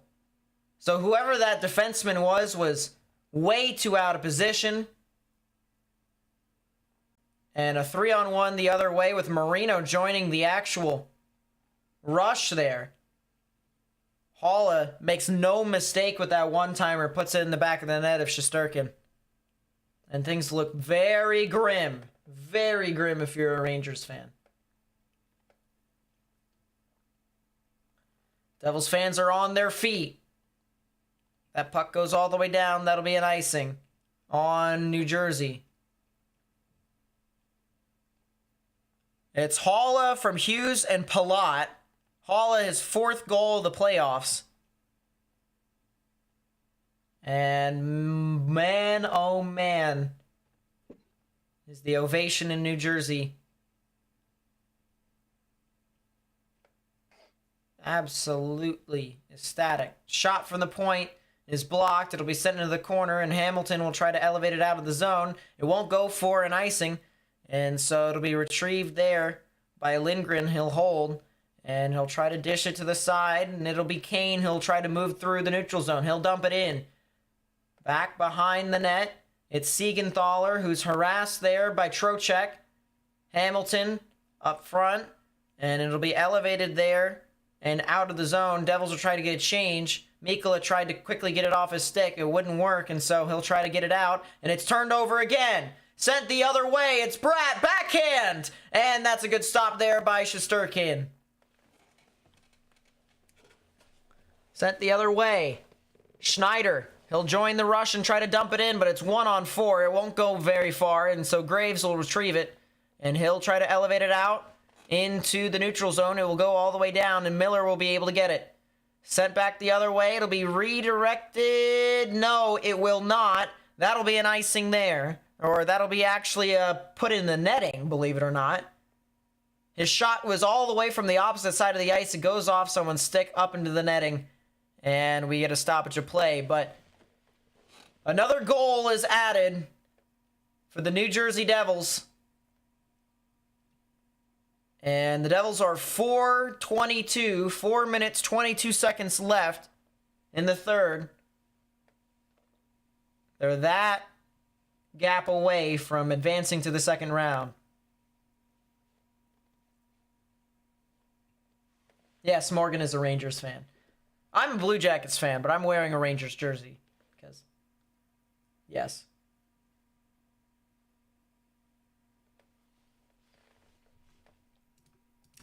So while it is commercial break, I gotta say, I appreciate the time that everyone has taken to come out to the stream. I'm sure you guys have enjoyed it. I know I have. I'm not sure if Morgan has enjoyed it, though, but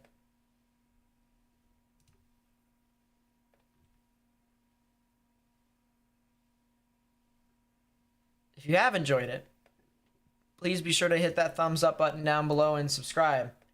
We're so close to 100 subscribers, believe it or not. Just 6 subscribers away. But I really do appreciate all y'all coming out to the stream so far. It's not over yet. Although, if you're a Rangers fan, you think it's over. Give me a fucking break.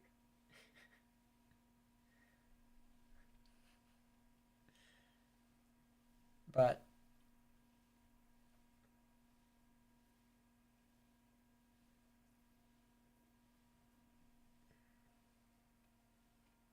yeah, I mean, that's just... Timo Meier's back on the bench for New Jersey. There's your rally animal, and there's the fucking series.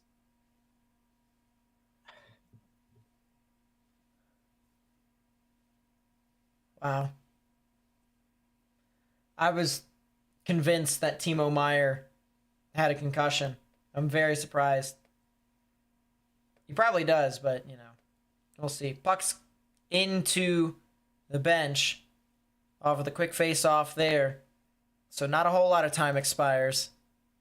4:15 left here in the third.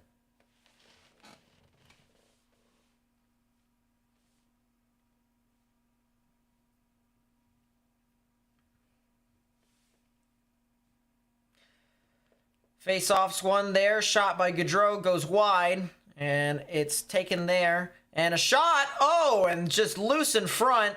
Gaudreau couldn't put it home. It'll be covered there by Schmid.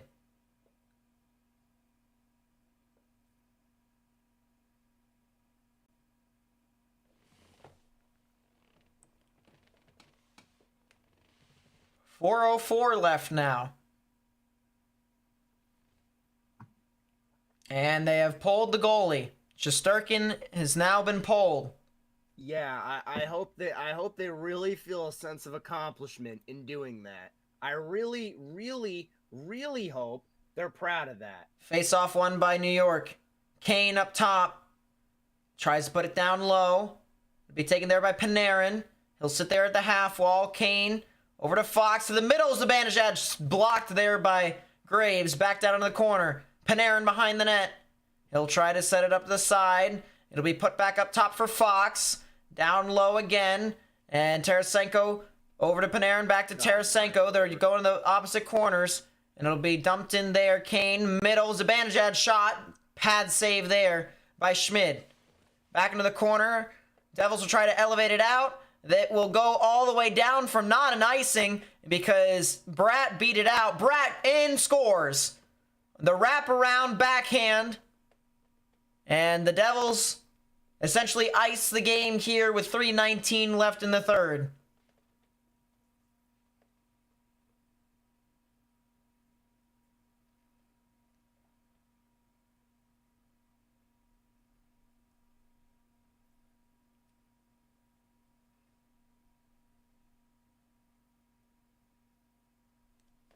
The Rangers had a lot of offensive zone time there. It's just one bounce just didn't go their way.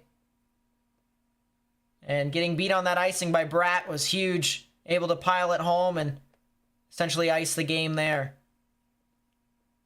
3:19 left in the third. Face-offs won by New York. And it'll be taken by Mikkola. We'll put it the other way, but it's too hot to handle for Schneider. Schneider gets harassed there, and he'll try to elevate it out of the zone. It'll be taken by Graves, and Marino will send it back through. Has that been redirected? And no, it is not. That'll go all the way down for an icing.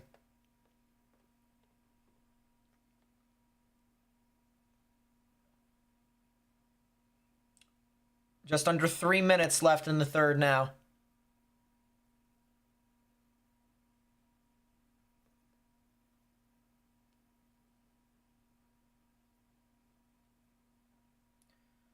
Face-off won by New York. Schneider. And a shot by Mikkola is blocked. Devils take it the other way. They'll dump it in the zone. Schneider. Back behind the trapezoid. They'll set it up for Mikkola. Mikkola. Push it down. Kakko down low. And it'll be back into the corner. Lafreniere holds it into the corner. And pushed back behind. And it'll be thrown around the boards, but it is kept in there. Crowd is standing in New York, in New Jersey. I have no idea what they're saying. I couldn't hear what they were saying. Fought on the half wall. They're just holding it here and almost wasting time. And it'll be taken out by Kakko. He'll try to skate it through to the middle, a shot. And that is a save there by Schmid. Hedl. Up top, Miller. Down to the half wall. Hedl. Lafreniere with a shot. Save. And that'll be elevated out of the zone and into the neutral zone. Both Rangers and Devils get a change there. And it'll be Miller who will consider. He'll skate through. And he'll try to dump it in the zone. He will. And it'll be put into the corner. Devils get it. Sharangovich puts it around. They force it into the side. And they'll put it in the middle. It is not covered. It'll be put back behind the net. And Marino will fight for it back behind. Put back up top. Over the side. Miller with a shot at the point. And it'll have to be recovered by Goodrow up top. Another shot there by Trouba. Save. Rebound! And that'll be held there by Schmid. And it will be nothing more. 1:10 left here in the third. Rangers were trying to make their last gasp, but realistically speaking, does not seem like it's going to be anything more. They've got, oh, it's 4. Oh.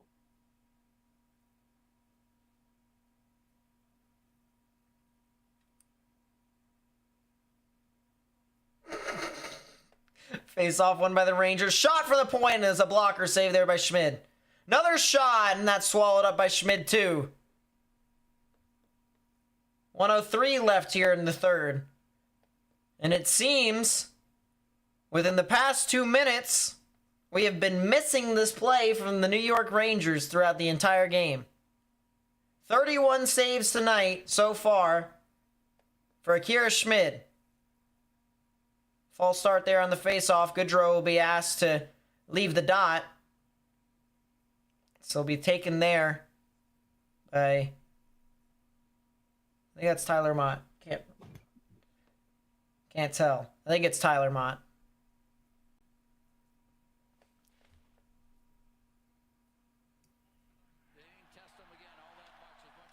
Down low. And it'll be pushed back out of the Devil zone. And out into The offensive zone. Rangers will try to put it back in. Heischer gets it.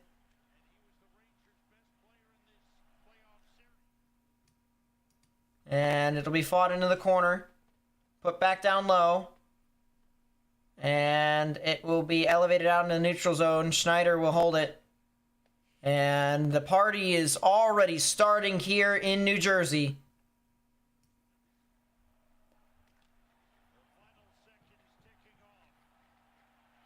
Yep, the Devils fans are chanting Igor's name, taunting him.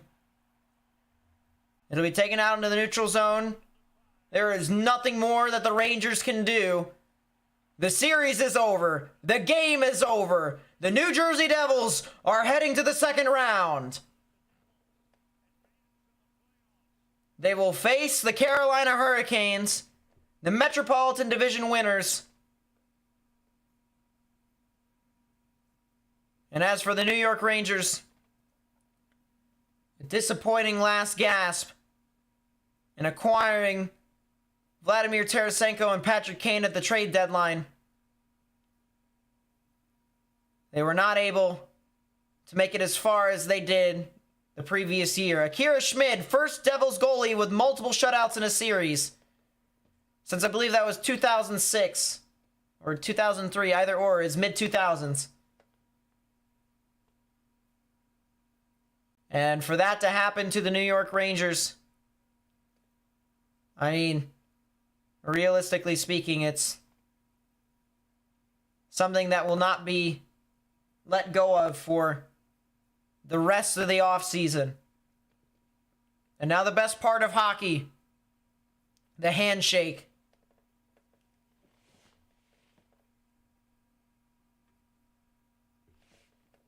The handshake's the best part of hockey to show sportsmanship and to show a sign of respect to all the people who have laid out everything on the ice. We talk about all the block shots. We talk about all the hockey plays. We talk about all the hits. Each and every player knows that. Each and every player knows that they lay out everything on the ice, their body, their time, their heart, their soul, their passion into it. And because of that, the handshake is all the more meaningful towards the end of a series. And there's Lindy Ruff, who is under a lot of scrutiny at the beginning of the series, going down 2-0, is able to climb his young team back from the depths of hell, literally, as the Devils end up taking this series in 7.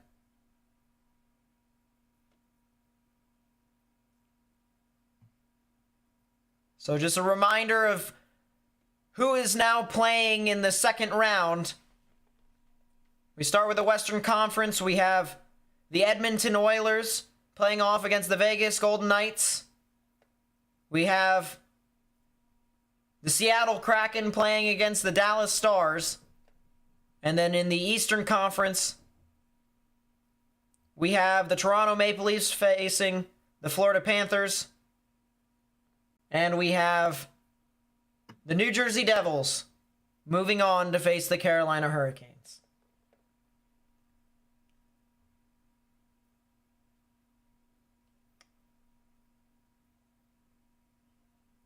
Wow. I mean, let's put it this way. I really hope the team is proud of its effort. I really hope the team is proud of the 60 minutes that it gave. On a game where you had to win, in a season where your GM went all fucking out to get 2 stars, both of which are on expiring contracts. Great fucking job! Great job! So what do? You put up the second egg in as many games in Prudential. That's your response. That's your mentality going into Game 7.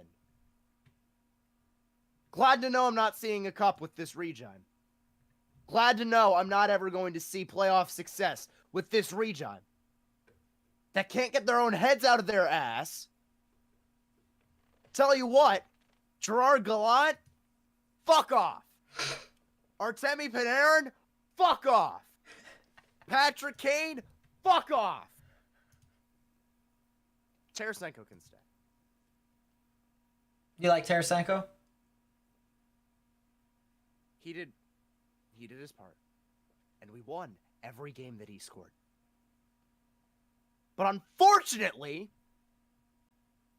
the other 11 forwards and 5 defensemen around him, I say 5 because the only one that gave a shit is Jacob Trouba and Igor Shesterkin. Well, sorry. Igor Shesterkin cared.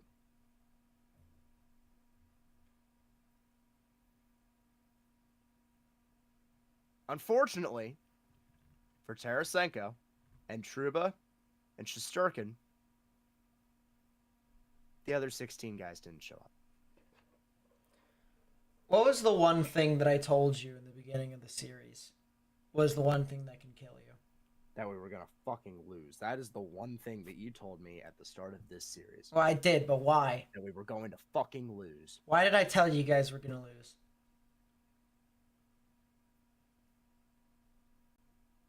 Because the Rangers have no speed. They have a lot of people who are not willing to get into the trenches. Tell you what. Take the Rangers team from last year, the one that went to the conference. Okay? The Rangers last year were better than this year. The team looked like they cared about each other. The team had more chemistry than this year's team. Yeah. It looked like what Chris Drury did, what the product that the Rangers put on the ice was a bunch of stars that didn't know their place. Zibanejad scored 39 goals this year. Kreider scored 35 goals this year. Panarin had another point per game season. Nobody looked like they were in place. No, sorry. Kreider, Tarasenko, Trouba. I disagree with... Zibanejad gave a shit. Zibanejad gave a shit, but he didn't do anything. Kreider, I think 5-on-5 sucked. I think during the power play for him is so easy. But 5-on-5, I thought, especially the first goal that they scored, just lackadaisical effort. Lackadaisical effort. I really think that unless... And that's how you set the tone. As New Jersey, that's how you set the tone. Because you say, we're going to outpace you while you're on the man up. Put ourselves ahead before you get a chance. And guess what? That was the winning goal. Yeah. At 9:58 in the second period, a shorthanded goal for Michael McLeod. That was the game winner.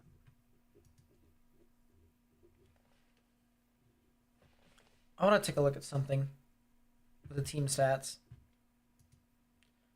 Because...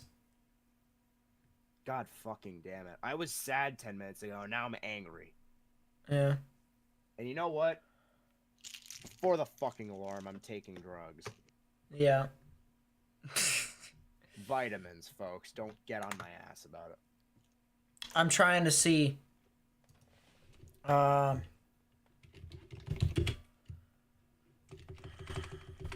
NHL.com. I gotta pull this up.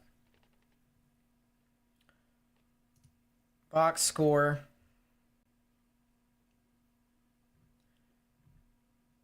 Team stats. That's not the type of stats that I want.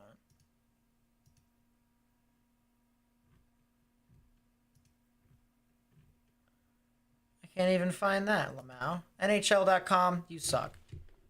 Rangers. You know? Devils.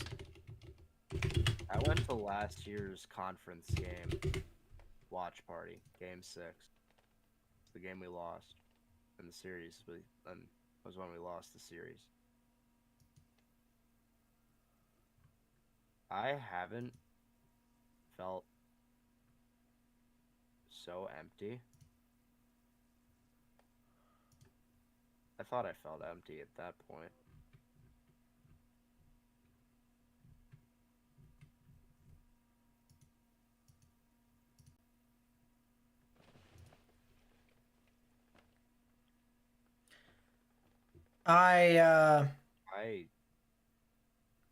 Wow.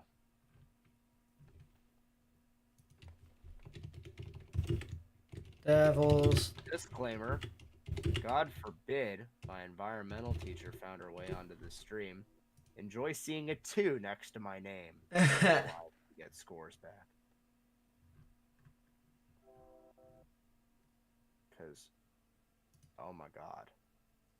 I don't know how I'm going to study tonight. I don't know how I'm going to do any of that. Shut the fuck up, Train!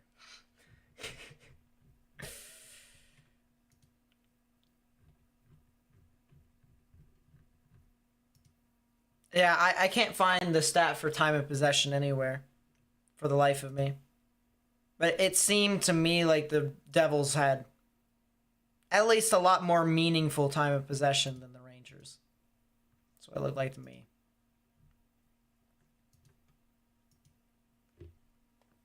But, I mean, you guys need to find a way to somehow get younger again. Man, I can't wait to see how the staff gets retooled this year. You need to figure out a way to get speed, and you need to figure out a way to be able to score 5-on-5. Because down the stretch, I mean, man. Present to you the Brooklyn Nets.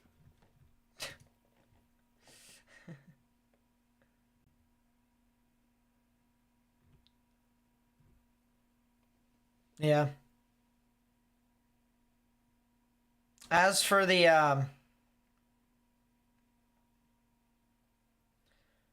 Devils, they did everything I said they needed to do. They got involved in the offensive zone. They were active in keeping pucks in to continue the forecheck, establish presence. And the way they scored goals was by them getting stuff off of the rush. So, I mean, there's just a lot of stuff went their way. And good for the Devils. Can't wait for Igor to actually get traded to a good team. I feel terrible for him. Trade him to Columbus. No, he'll be more miserable there. We might get Hellebuck. Let Igor waive the no movement clause that he has. Let him win. Let Igor go somewhere that isn't here. This is Hank 2.0. This is Hank all over again. The same fucking thing. The exact same thing. A team around him that doesn't give a flying fuck about what's in front of them. And a generational goaltender.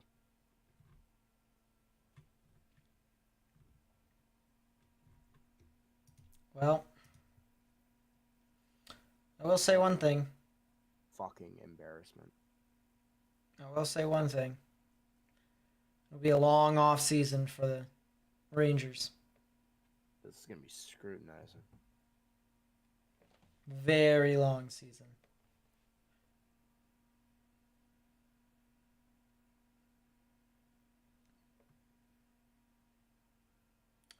I think you Yeah, kind of well, understand as I'm well. sorry. I bet you expected a more energetic rant and stuff like that. I just, man, I am. Does I that mean don't I can know. start wearing my Kraken jersey now? I am fucking broken. Hey, one thing I will say as well is you can try to look on the bright side all you want, but the fact of the matter is you can't really, right? You're in the playoffs. You have an amazing opportunity to establish yourself as one of the best teams, if not the best team in the NHL by winning the cup. And those are for guys who are willing to put everything on the line. Everything on the line. And the one thing I gotta say, and I think this is going to take Gallant's head off because of this, it just, I think his play style, Leader of men. Leader of mother. I think the play style of his is not very sufficient in regards to people actually fighting for everything they've got.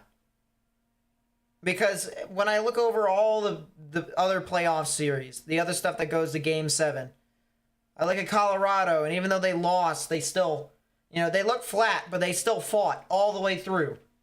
They scored 2 goals, but one was disallowed because there was offsides. Like, they were getting pucks, they were getting quality opportunities. Hell, they had a game plan against the Kraken. They actually had an established game plan that almost worked. They scored 2 goals because of it, but as I said, one got disallowed. They fought all the way to the end. You look at the Bruins, and sure, they absolutely collapsed in overtime and played the worst hockey I think I've seen in a long time. 3 periods. They played sound hockey. They fought all the way through. Rangers, I mean, I knew that this was how it was going to end, so I can't say I'm surprised. But it just... Shut up, alarm. Yeah, it is 11 o'clock, my dudes. I don't want to get copyrighted. I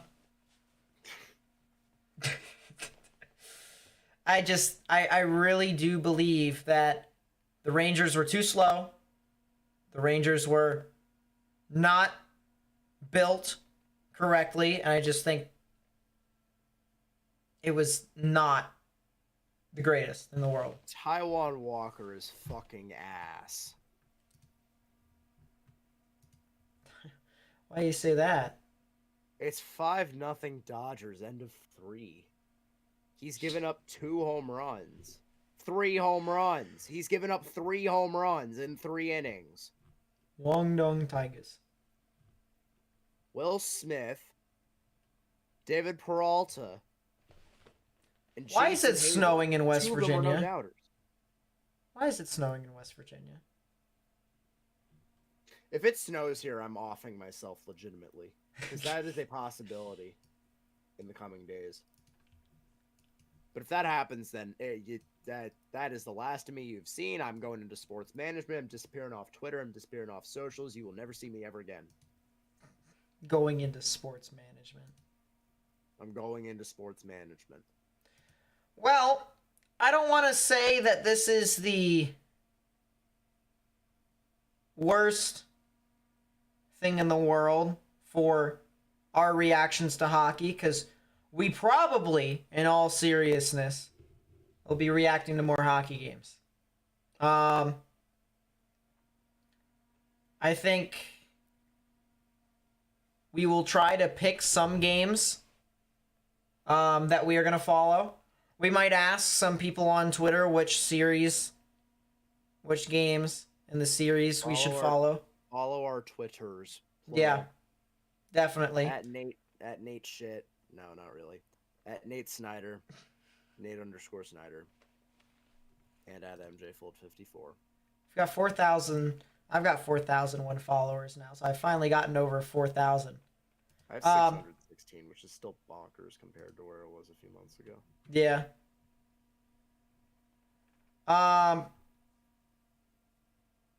Yeah, I mean, definitely that. And then if there's no weather, because we have our side channel for weather and stuff like that, where we cover severe weather stuff like tornadoes and shit. If there's no weather, we will try to react to some conference games, and then we're definitely watching the Cup final. We're definitely watching the Cup live. Whichever series that is. Unless if it's during my vacation in June, then that kind of sucks, which it probably, in all likelihood, could be. So, that would kind of suck.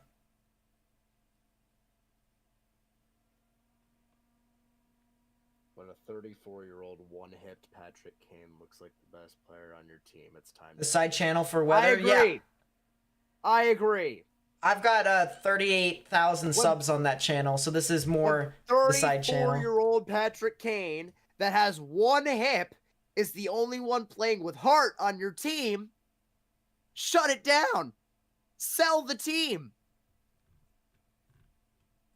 We're done here. We're done here. So. All right. Is there anything else you have to say, Morgan? Anything you want to get off your chest? I got one more thing that I gotta get off my chest. I hope everybody watching this stream, every single person watching this stream, is having a better night than I'm having. Every single one of you. To the two Devils fans that I saw that were in the chat, congratulations. Go beat Carolina for us. To Joe, fuck the Lightning. Who else? To the Bruins fan that was in the chat, I feel your pain, but in a different way, because it's not like we took it to overtime. We just flat out fucking sucked. To Lance, thank you for actually supporting the Rangers, even though the Rangers didn't support us. To Lewis, I will see you tomorrow in school and probably not have a thing to say because I'm saying it all right now. To everybody that is concerned for my well-being, whether you know me personally, whether you know me through Nate, I'm fine. I will be fine. I'm not okay right now. I will be fine.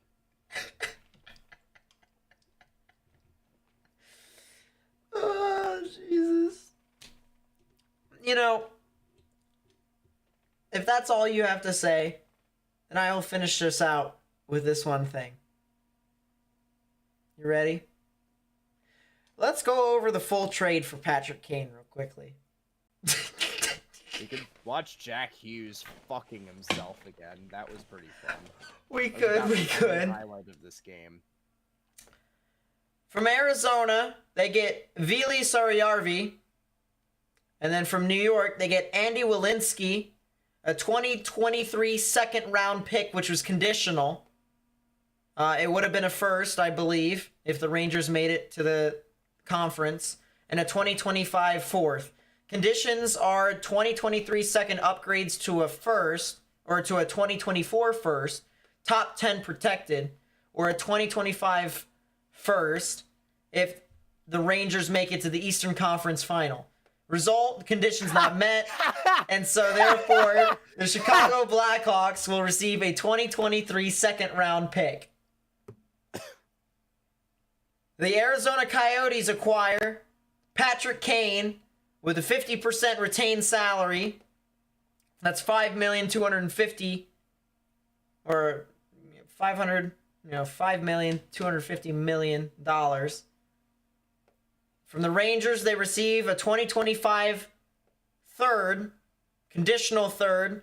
Conditions are Arizona will receive the better of either the Rangers or the Dallas third-round pick. Dallas third-round pick is currently conditional if Lundqvist earns 55 cumulative points over the 2022-2023 and 2023-2024 regular season. The 2025 fourth round pick upgrades to Dallas's third. But I don't think it would matter at this point. Although I actually would, because it's next season. So it'll be next season that'll determine as to what the pick is. Or 2 seasons from now, actually. And then the Rangers acquire Patrick Kane on a 50% retained salary. $2 million. It's actually $2.5 million. And Cooper Zech. So essentially, the Rangers have gotten rid of a second, a fourth, and a third just to lose in the first round. They could have been a lot worse if they made it to the Eastern Conference and lost. Yeah. Motherfucking win now. Yeah, thank you. Winning what? Go in the draft lottery at this point, or fucking try. Fucking try? We get another first overall pick to fucking choke. Yeah, I gotta say, for being a first overall, I would have thought Lafreniere would have been a bit better. But I think he's also being overshadowed by 6 other players who have been stars in either the past or present. So I don't know. But you would think. You would think. You know.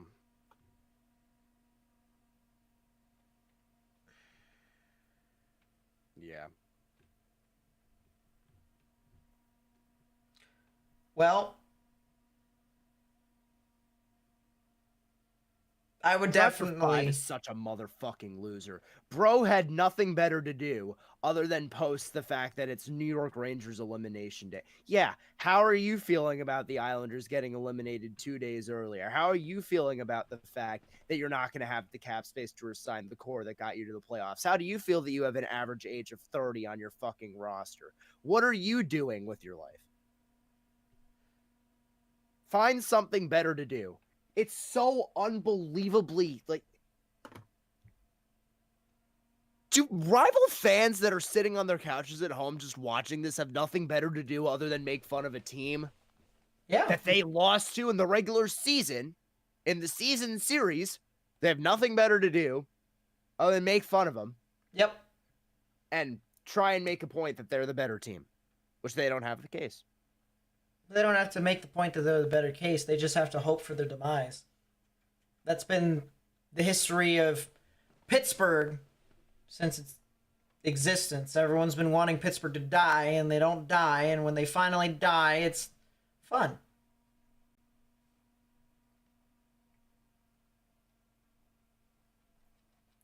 Kane's tenure with the Rangers seems to have come to an end. The regular season, 19 games played, 12 points. 8 at 5-on-5. 45% X goals for percentage. Playoffs, 7 games played, 6 points, 3 at 5-on-5. 45% X goals for.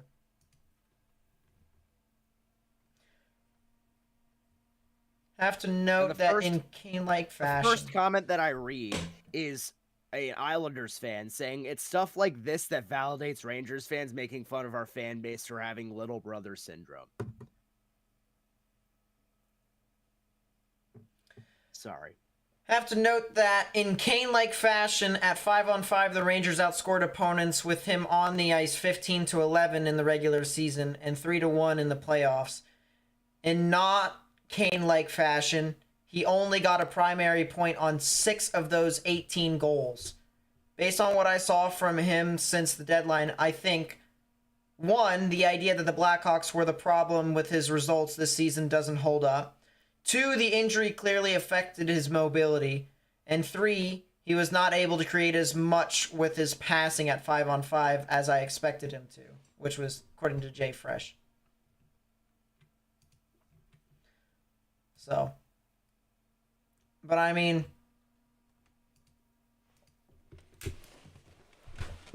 That's that. That really is that. All right. I give up. Thank you, everybody, so much for watching. If you're here at this point and you're not subscribed, just do me the favor. You're here for a reason.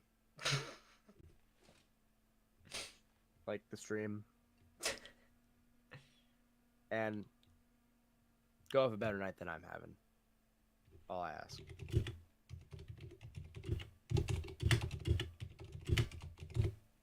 Yeah. What a motherfucking atrocity. And we come back at it again tomorrow. Fuck.